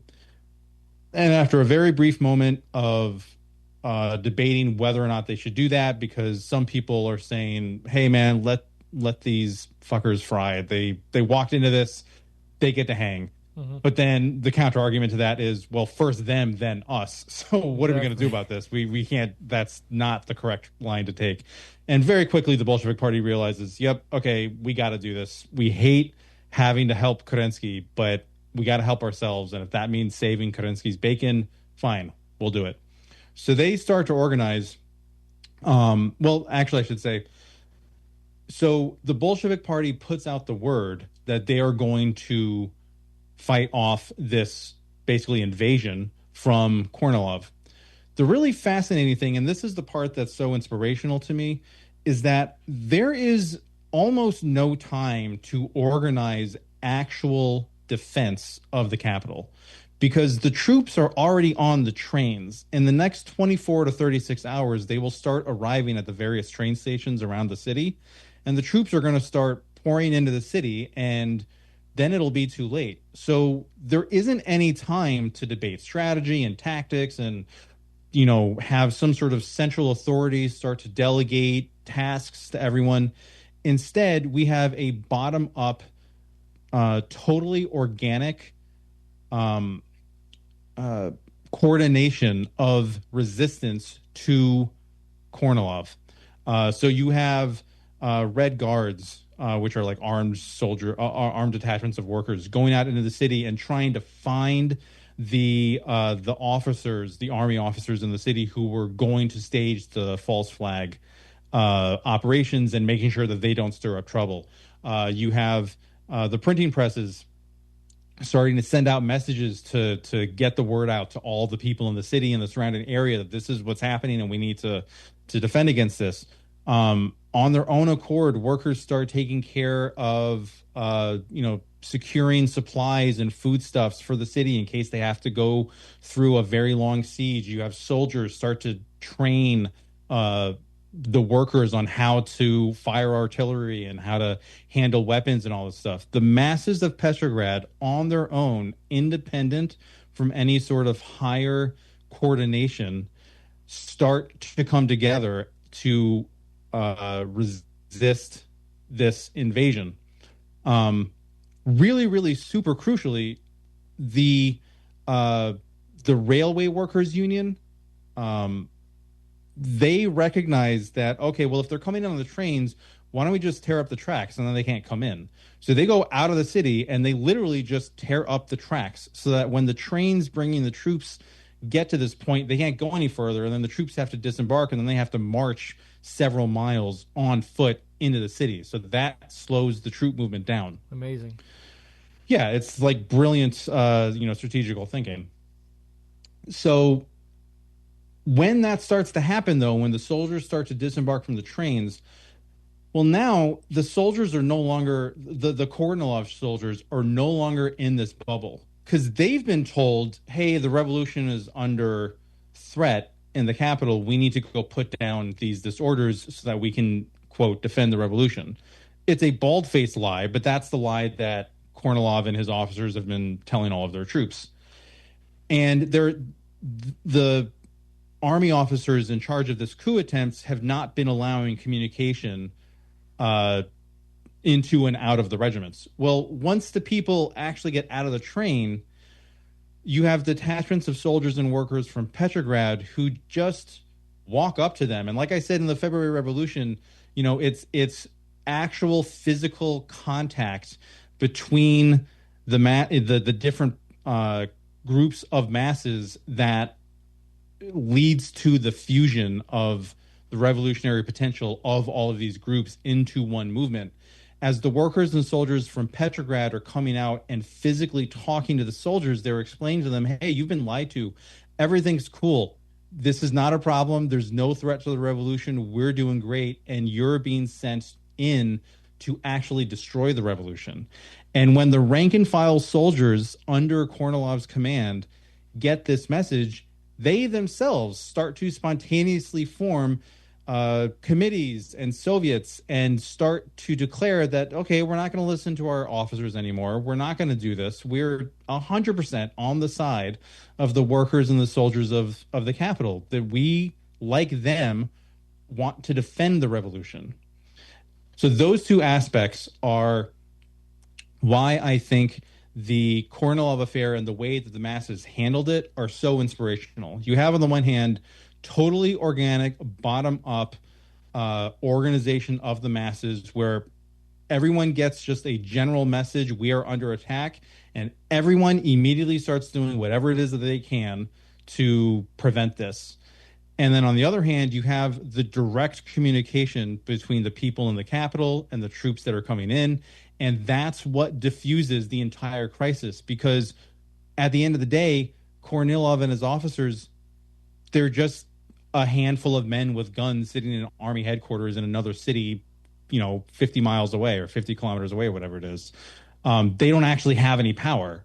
And so the defeat of the Kornilov affair is this catalyst within the workers' movement and even the revolutionary movement, because now the masses have actually seen this is what happens when we join forces. We can even stop an invading army if we trust our own power. And my interpretation of these events is this is where you get on the fast track to October. And there's still a couple of stops along the way, but this is like the rehearsal for October. First, they fight off this right-wing military attempted coup, and then they turn on the bourgeoisie that tried to set up the coup in the first place. Yeah, I think this is a chapter in the story that is underemphasized. I think you're right. It's incredibly inspirational. It shows how the actual practical activity of revolution uplifts and educates in its own right. This was a fundamental educational experience for all involved that did set the foundations or elevated understanding and coordination to the levels that made October even more possible than it might have been without this. And to think about all the shit that the Russian workers and soldiers and masses had to deal with before, during, and after this revolution. We won't even get into the civil war that happened after the Bolshevik the October Revolution. And just the years and years of just conflict and drudgery and concerns about even if we're going to be able to eat tonight, and attempted coup and civil war and World War I. It's just absolutely amazing and jarring and inspiring that despite all of that this was still successful. And in the process of making it successful, regular working people, regular soldiers, the masses themselves uplifted themselves out of Tsarism, out of semi-feudalism, and into, the greatest period of industrialization and advancement for the Russian people in Russian history. So it is truly profound. And yeah, I do think these middle days in the summer, the July days and the Kornilov affair, they don't get as much emphasis in the story as they might otherwise should. You have to kind of really deeply dive into that history to engage with that on a serious level. And you did a great job explaining all of that. Oh, well, thank you. And yeah, I think you're exactly right that October makes sense if you actually study what happened between February and October. Because if you don't know, you could very easily fall prey to the accusation that, well, there's the February Revolution, and then they kind of had a government, and everything was going great, and then the upstart Bolsheviks just got power hungry and ruined everything. And that is so far from the truth of what happened, as we are seeing, and we'll discuss the last little bit here in a minute. The masses are taking control over their own destinies.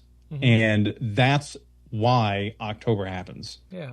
And the anti-Soviet smears, they're cartoonish once you actually understand the real history. And so much anti-communism, anti-socialism, anti-intellectualism more broadly is just rooted in profound ignorance. If you can just buy into a simple, lazy, sloppy, bullshit line that some right-wing influencer fed you about the Soviet Revolution or what Jordan Peterson said happened or whatever. You never look into it yourself. You can be put on a conveyor belt to anti-communism, anti-socialism, and reaction and fascism. But I always say, like, the first thing that socialist revolutions tend to do when they take power is get the literacy rate to 99%, right? And that's the doorway into education and understanding. And even just listening to this actual narrative and informing yourself on the actual events that happened will just act as a lifelong vaccination against lazy, sloppy, anti-communist smears about this revolution in particular. Yeah, absolutely. So after they defeat this right-wing reactionary coup, they are then and even aligned somewhat with Kerensky and the quote unquote moderate center liberals, whatever you want to call them. Now they kind of come to an impasse with the moderates themselves in this era of the Democratic Conference to the pre-parliament movement. So how did moderates try to stall the revolution via the Democratic Conference and the pre-parliament? And why did Lenin insist by September, early October on preparing an insurrection? And finally, how did the Petrograd Soviets Military Revolutionary Committee legalize and organize the subsequent struggle for power?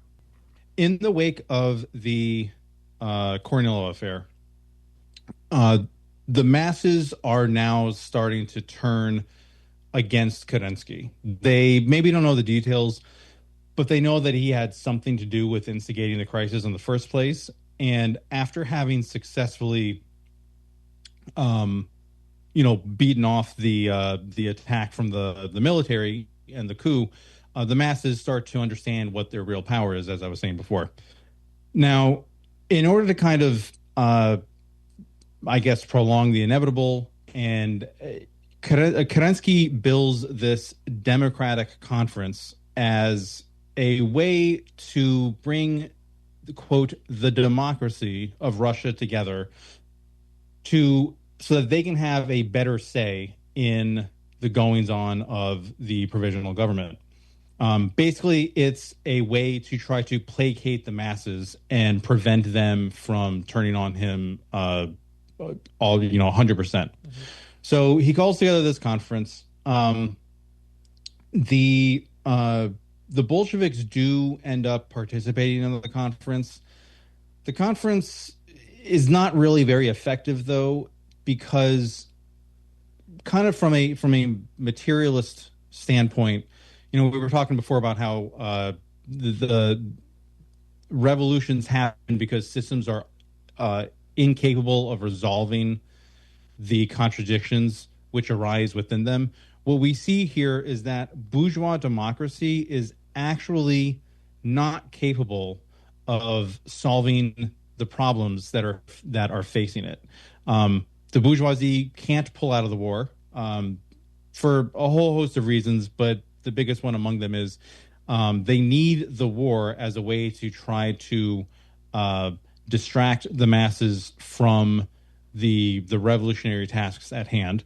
They're also being pressured very heavily by Britain and France to stay in the war. And the Russian bourgeoisie's allegiance is more to the bourgeoisie of other countries than it is to the population of their native country, as is the case with almost all bourgeoisie classes. So the Democratic Conference doesn't really resolve anything, but it does come up with what's called the pre-parliament. The pre-parliament ultimately becomes a consultative body for Kerensky and the provisional government. Going on kind of behind all of this, there's a party that we haven't had a chance to talk to about a whole lot. It's the Cadet Party. The Cadet Party are basically, they're the Constitutional Democrats. That's where the name comes from, KD in Russian, the Cadets. They are the Liberal Party. The thing is, the Cadets went all in on Kornilov. And so when that failed, they became one of the most hated political parties in all of Russia. However, they are the biggest bourgeois party in Russia at this time. Kerensky, even though he styles himself as a socialist, and I believe he is technically a member of the Socialist Revolutionary Party, is a petty bourgeois through and through. And so he is incapable of breaking with the bourgeois party. So once the Democratic Conference ends, before the pre-parliament is supposed to meet, Kerensky unilaterally declares that he is sending a delegation of the cadets to the pre-parliament. Now, he's not supposed to do this. They voted not to have the cadets part of this because, again, everyone hates them. And the cadets backed Kornilov just a few weeks ago. But Kerensky does it anyway. And this pisses everyone off. But it doesn't piss off the Bolsheviks and the SRs enough for them to actually back out of the pre-parliament. They grumble and gripe about it, but they ultimately stay, and they are like, fine, we'll work with the cadets. The Bolsheviks do not. Once again, we see the Bolsheviks recognizing the importance of not tainting themselves with too close of an association with the bourgeois government, and the importance of establishing and maintaining an independent workers' party as a way for the workers to exercise their own power. So the Bolsheviks pull out of the pre-parliament, and it's right around this time that Lenin makes his way back into Petrograd because he recognizes, in the wake of the Kornilov affair, that now's the time to actually overthrow the provisional government. In July, he was saying the timing's not right because the rest of the country was not favorable to the idea of the provisional government being abolished. What has changed, though, is the working class saw what happened in Petrograd. They understand that the provisional government is against them. There's also the dynamic that we have not really had a whole lot of time to go into, but is a very important dynamic, which is the peasant movement out in the countryside. The peasants started way back in March and April thinking, okay, fine, if we're going to have a provisional government, fine, if you guys want to give us the land, we'll give you a chance to do that. As the summer wore on and the provisional government did not end up solving the issues facing the peasantry became more and more aggressive and combative and militant. And by the end of the summer, by the end of August and going into September, the countryside is, in some cases, it is figuratively, but in some cases literally, in flames. Like the peasants are just going around confiscating grain, confiscating livestock, unilaterally declaring that they are going to take control of this plot of land or that plot of land or whatever. Some of them are burning down the houses of the more hated landlords. And because of that, Lenin recognizes that the dynamic has shifted. It's only been a month and a half or 2 months or whatever it is at this point, but now's the time. Now we can overthrow the provisional government. He starts making this argument in September. But because he's not on the scene, he can basically be ignored without a whole lot of consequence. He is sending in article after article and letters with comrades, and he is just begging and pleading for the Bolshevik leadership still in Petrograd to seize the moment. And when they won't do that, he decides, you know what? I got to do it. I got to get back into Petrograd. There's still a warrant out for his arrest, so he still has to stay hidden. This is where he shaves his beard and dons a wig with a cap. Yeah. It's a very famous. There's a very famous photo of Lenin out there, clean shaven. If you've seen the photo, if you go Google it, it's a photo of Lenin from this period. This is Lenin trying to go incognito. Mm-hmm. But yeah, so Lenin makes it back into the capital, and now that he is on the scene, he is able to attend in secret parties, meetings of the Bolshevik Party. Now that he has a direct line to the rank and file, because he's physically at the meetings here, and in the meetings with the Central Committee, which is the kind of the leadership organ of the Bolshevik Party, they can't ignore him anymore, and he starts to win people over to his side.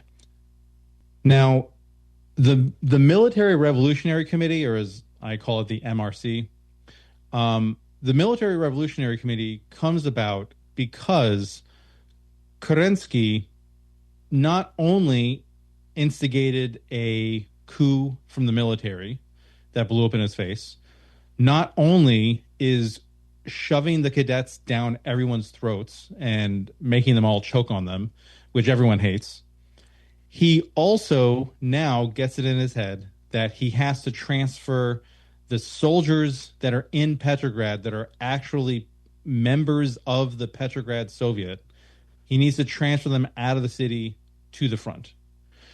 From his perspective, this makes a lot of sense. One, these soldiers have been a nuisance for months now, and, you know, fine, I have to get rid of them. He only didn't do it before because after the February Revolution, the provisional government had promised that they were not going to, quote, punish the soldiers that had mutinied against the Tsar by sending them to the front. And the soldiers took this promise very, very seriously. So this entire time, he's not been able to transfer the troops out of the city without it being blatantly, nakedly apparent to everyone that he's doing it in order to weaken the revolutionary movement in Petrograd. But there is a second factor that allows him at least a modicum of cover that's happening and connected with the war. The Germans are now starting to approach Petrograd. They took, I forget which city it was, but they took a city in the Baltic states. I think it was Riga, which is, well, I don't know which present-day city it is. So the Germans have taken the Baltic states, and they are approaching Petrograd. This is, in fact, a huge threat to the revolution. Kerensky's solution is to say, hey, this is why I need to transfer these soldiers out of the city. The problem is the soldiers don't want to go. They haven't wanted this war for months now, and they take it upon themselves to simply refuse this order.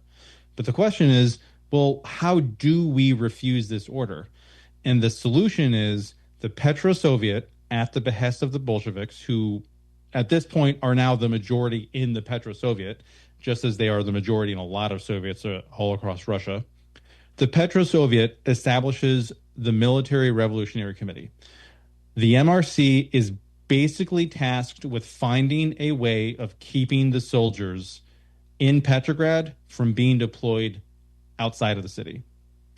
I think that's probably enough for now, but I will just say the reason the MRC is important is because very quickly the soldiers and the Bolsheviks and the members of the Petrograd Soviet who are a part of the MRC realize that at this point there is only one way to achieve their goal of keeping the soldiers from being deployed, and that is overthrowing the provisional government. They need to overthrow the government in order to sign a peace with Germany in order to end the war. That's the only option left to them.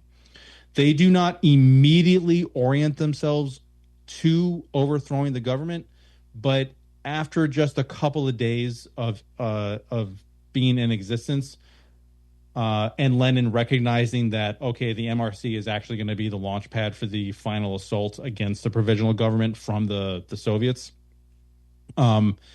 Within just a couple of days, they are suddenly orienting themselves to this goal. And that brings us to the doorstep of the October Revolution, in some ways the culmination of decades and decades of political events and upheavals and conflicts and contradictions, world wars, all of it, abdications, right? All of it coming to a head here. And when we can see now what led us to this moment, we can see even just this history of 1917, the step-by-step procedure that got us here, the strategic decisions that got us here, the victories, the defensive orientations against outright attempts at coups and false flags, etc. And here we are in October 1917, a world historical moment. Can you walk us through October 24th through the 26th, right? The seizure of bridges, stations, telegraph, telephone, the Winter Palace, and the convening of the Second All-Russian Congress of Soviets.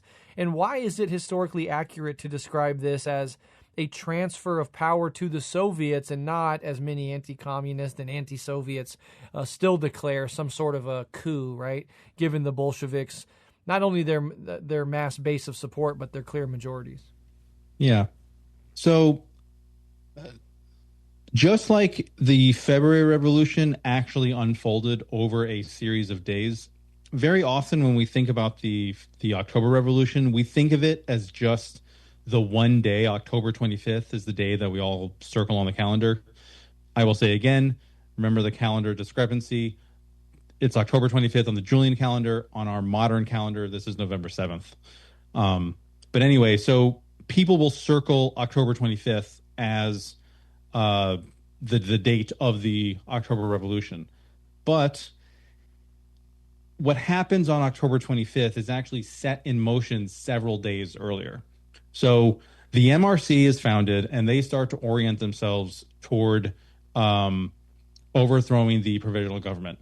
The first step in this is to challenge the provisional government's authority over the Petrograd garrison. So I believe it's on the 22nd.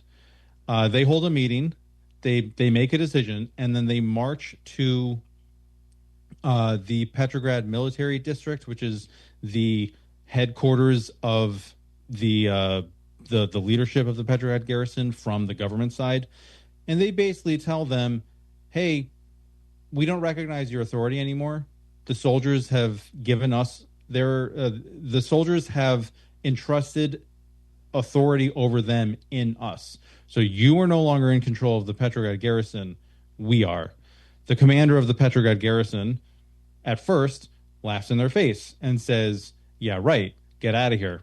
So they leave and they go back to their offices, and then they start to have a discussion with among themselves of, okay, well, if they're not going to respect our authority, how do we make them respect our authority? If they're not going to recognize that the soldiers will not follow them, we have to make them understand that the soldiers are not going to follow them. So the MRC puts out a circular basically publicly declaring that they are the authority over the Petrograd garrison. And this is the first direct challenge to the authority of the provisional government, because everyone knows one of the defining features of any government is control over the armed forces. If you don't have control over the armed forces, the question starts to come up, are you even actually a government? So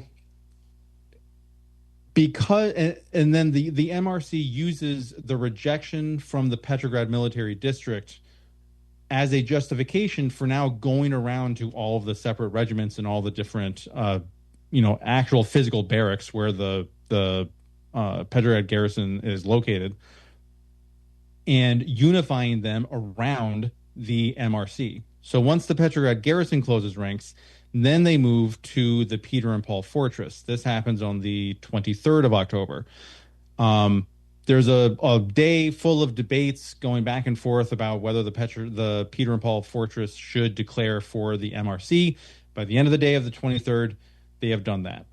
This is huge because if you look at a map of St. Petersburg, called St. Petersburg today, Petrograd back then, you can see that the Peter and the Paul Fortress is about 500 yards across the river that flows through Petrograd, directly across from the Winter Palace. And the Winter Palace is where the provisional government sits. So you've got this military fortress armed to the teeth with cannons and machine guns and soldiers that are now directly staring across the river at the provisional government. And so the tensions start to ratchet up even more. Throughout the rest of the day of the 23rd and the 24th of October, the MRC and Red Guard units start to actually take over the literal infrastructure of the city. So they occupy all of the train stations. They occupy the telegraph, the post, the telephone centers. They occupy the electrical stations that provide power across the city. And it's this really kind of banal and yet crucial step in the subversion of the power of the provisional government and the transfer of the power to the Soviets, because the infrastructure is key. And even today, even though our infrastructure in the 21st century is radically different from what it was 100 years ago, the infrastructure is still key. Whoever controls, say, the computer servers, just like the Soviets took control over the telephone lines, whoever controls the computer servers and the satellites, think about how much they control if they have that control over the infrastructure. So the streets, the infrastructure of the city are methodically being taken over by the Soviets and the Military Revolutionary Committee. The thing is, Lenin, who is in the city but still in hiding, is starting to grow impatient. The reason he's growing impatient is because a Congress of Soviets has been scheduled to open on October 25th. The Congress of Soviets, obviously it's for the Soviets all over the country, but he recognizes that if they're going to overthrow the provisional government, it has to be before this Congress opens. Because even though the Bolsheviks are on net a majority in the Soviets across the country, the Mensheviks and the SRs are still a very active, large minority within the Soviets. And if they are not presented with a fait accompli, if they're not presented with the fact that the provisional government has been overthrown, and instead they are presented with a decision, should we now overthrow the provisional government, the Mensheviks and the SRs are going to muck everything up. They are not going to go for that. They are going to protest. They're going to muddy up the waters, and that's going to cause the entire revolutionary moment to lose all of its momentum. So he's like, look, we got to get this done before midday on the 25th.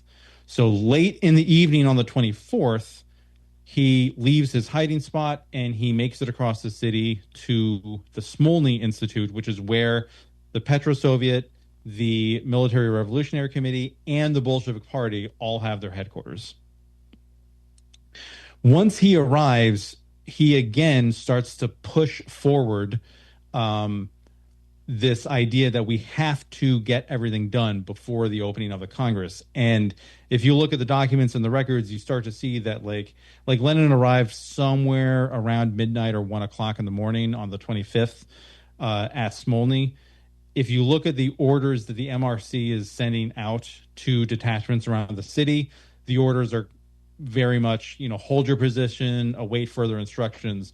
By 3 o'clock in the morning, the orders that are going out across the city are prepare for movement, we're about to do the thing. So we don't know exactly what Lenin said and did once he got to Smolny, but it would seem that he really kind of lit the final spark that pushed everyone past the point of no return in this regard. So now we're on October 25th. And again, this has been a culmination of the last couple of days. It's been the Soviets, through the Military Revolutionary Committee, led by the Bolshevik Party, have been methodically taking over control from the provisional government. Now the only thing left to do is to actually go into the Winter Palace and arrest whatever is left of the provisional government, the ministers and whatnot. News comes in that the Baltic Fleet, which is the part of the Russian Navy, based in what is now Helsinki, back then was called Helsingfors, but based in Finland. And if you look at the map, that's right across the Gulf, heading right into St. Petersburg. They say, hey, we're going to send ships and we're going to send sailors and troops to the capital to help secure the revolution, to help make sure that this succeeds. And then you've got the Kronstadt Naval Base, which is on a very large island in the Gulf that has also been very ride or die for the Bolsheviks. They have been Bolshevized for almost this entire year now. And they too say, okay, we are also sending ships and supplies and troops to join in the effort to overthrow the provisional government. It is at this point that Kerensky realizes, okay, I think I'm about to lose here. So he secretly hightails it out of Petrograd. He tells everyone in the Winter Palace, hey, I'm going to go leave to find loyal troops to bring back into the city. And to be fair, he does try to do that a few days later, even though it fails miserably. But really, I think he just knows that the jig is up. I've lost. I got to get out of here. So with the help of the Americans, who lend him a car, he gets out of Petrograd. No one knows that he's left, though, until later in the evening. So as the sailors and troops from the other military installations outside of Petrograd start to arrive in the city, they basically just surround the Winter Palace. Now, there are a couple of forces that the provisional government is able to rally to its defense, but they are very meager. And as the day wears on, you kind of have this like standoff where you have the forces of the Soviet surrounding the Winter Palace, and then in the encirclement, you have the forces of the provisional government. And as the day wears on, and more forces start to arrive on the side of the Soviets, the troops for the provisional government are like, yikes, we better get out of here because this is not going to end well for us. So as the day wears on, these troops start to leave, and they are allowed to leave peacefully because there hasn't been any fighting yet. And the Soviets are actually really hoping that if they wait long enough, there won't have to be any fighting. They're hoping that just the overwhelming display of force is enough to get the provisional government to surrender. Now, unfortunately, this doesn't happen. The ministers are misguided and or stubborn, take your pick, but they refuse to capitulate. So by late in the evening, around about 11 o'clock on the 25th, that is when the storming of the Winter Palace takes place. Now, remember I had said the Congress of Soviets was scheduled to open that day. It was going to open mid-afternoon. It got pushed back as far as it could, with the excuse given that, hey, we have something else going on in the city right now. We got to focus on this. Mm-hmm. But by about 10:40, so just a little bit before the storming of the Winter Palace takes place, the Congress of Soviets opens. So Lenin just barely misses the deadline. But it is at this point, fortunately, rather moot, because the only thing left to do is to actually go in and arrest the provisional government. There's not really any way. No one's coming to save the provisional government. The entire city is against them.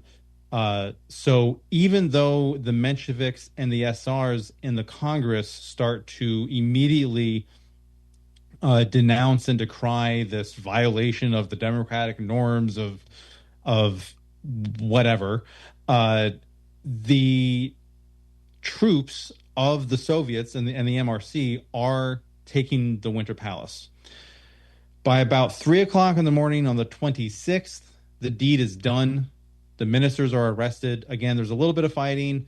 The Winter Palace is really big. They don't just send in all the troops all at once because they really are trying to avoid as much bloodshed as possible. So it takes them a couple of hours to work through the building and find the ministers, but they finally do. The ministers get arrested, and then it is announced in the Congress of Soviets that the provisional government has been overthrown. This is met with both wild applause from the Bolsheviks and a group that I haven't mentioned up to now, the left SRs. The left SRs are a faction of poor and working peasants within the SR party, and they've started to separate from the SR party proper and align themselves more closely with the Bolsheviks. So the Bolsheviks and left SRs in the Congress are ecstatic. The Mensheviks and the right SRs are livid, and they stage a walkout. They say, we will have no part of this. The Bolsheviks are saying, hey, now that the government's gone, maybe we can all come together to form a coalition government. It is the Mensheviks and the right SRs that reject coalition. And I think this is an important point to make because we are often told that, well, the Bolsheviks were authoritarian and they were totalitarian and it was a single party state and therefore there was no democracy, as if the goal the whole time had been for the Bolsheviks and the Bolsheviks alone to take over power. That wasn't their goal. They, even at this late hour, after months of examples of how the Mensheviks and the SRs were not going to work with the workers, with the Bolsheviks, how they were actually on the side of the bourgeoisie and the petty bourgeoisie, they're still throwing them a bone. They're still extending an olive branch. They still are offering to work together with them. It is the Mensheviks and the right SRs that walk out. Yep. This leaves the Bolsheviks and the left SRs, and by, I think, like 5 or 6 o'clock in the morning on the 26th, they've passed a couple of decrees. They have basically declared themselves the new revolutionary government. Everyone is weeping and hugging each other. Everyone's ecstatic.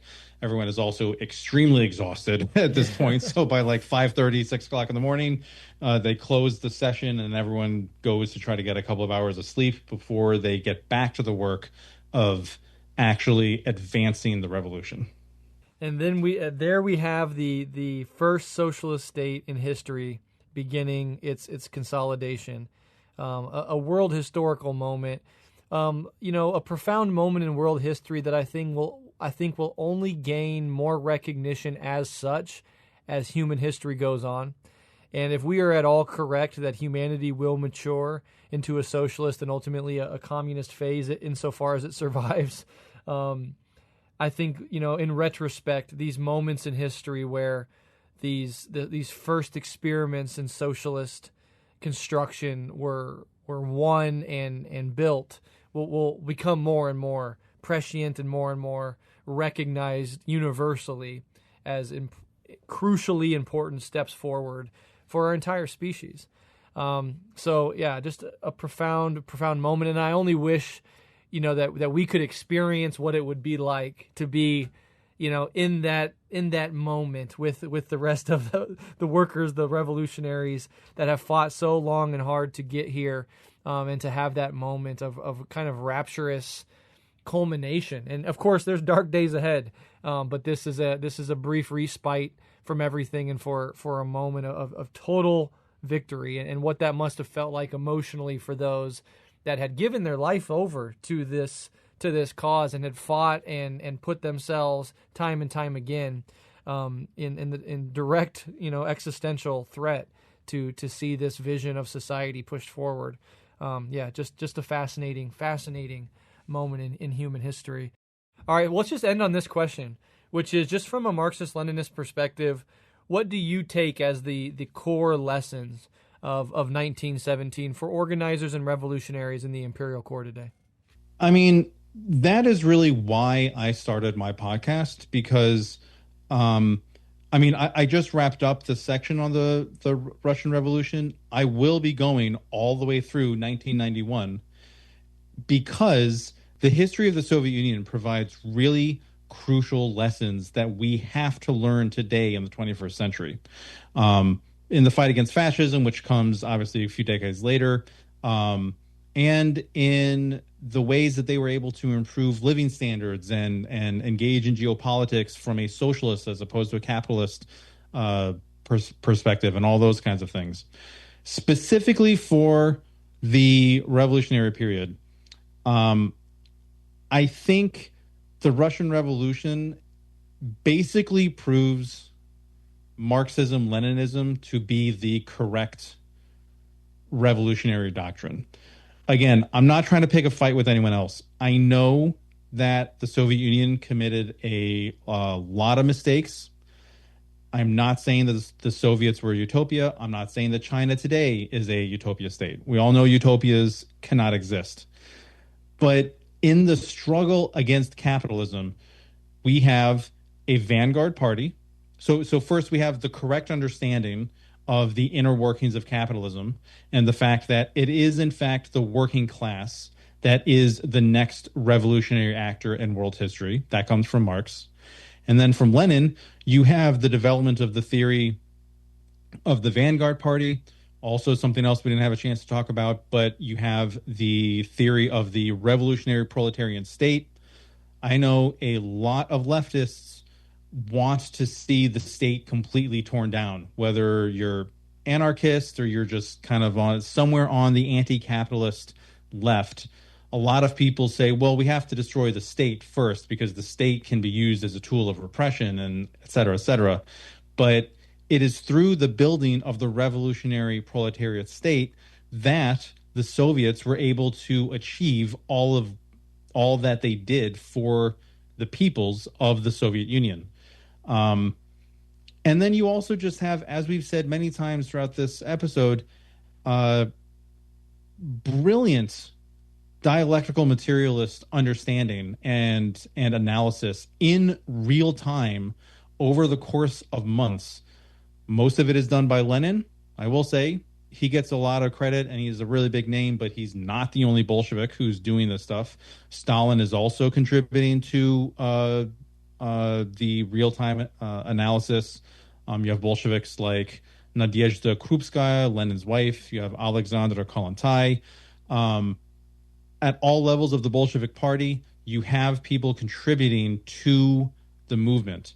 You have the workers responding to the vanguard party because the vanguard party is able to maintain that organic connection with the masses. So, and really, I think the biggest lesson to take away from the Russian Revolution is the true promise of Marxism-Leninism. The accusation is made very often that Marxism-Leninism is this like really rigid, deterministic, almost fatalistic interpretation of history, that capitalism will eventually give way to socialism, and that socialism will eventually bring about utopia, et cetera, et cetera.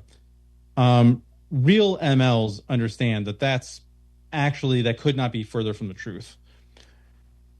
What Marxism-Leninism gives us is the promise that there will be opportunities for change, along with the blueprint for how to seize those opportunities, capitalize on them, and actually affect the change that we want.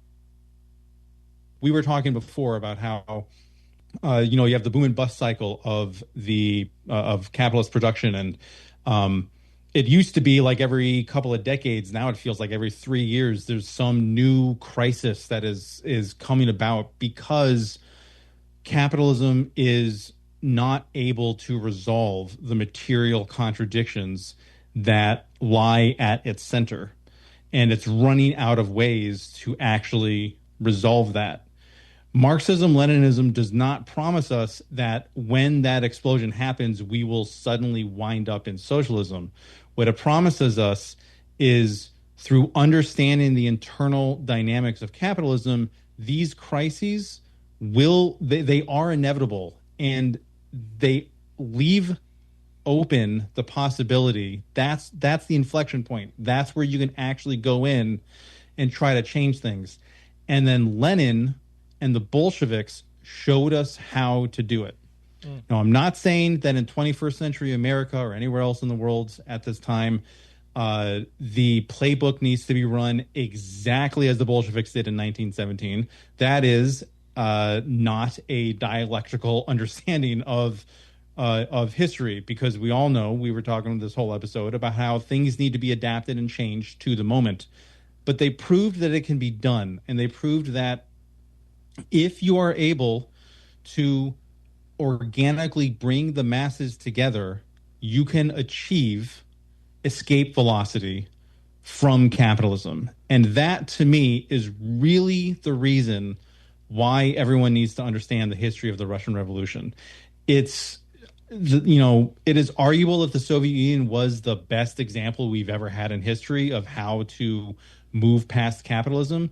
But the Russian Revolution was the first time that a nation full of people of different ethnicities and different walks of life and different languages, but welded together in a proletariat and a peasant class, or the two classes, came together and achieved that escape velocity.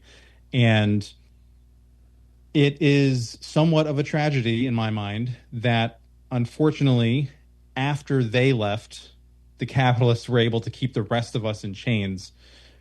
That's a different story for why exactly that happened, but that is why I think the Russian Revolution and the Soviet Union needs to be studied, and why, honestly, I think they deserve our respect.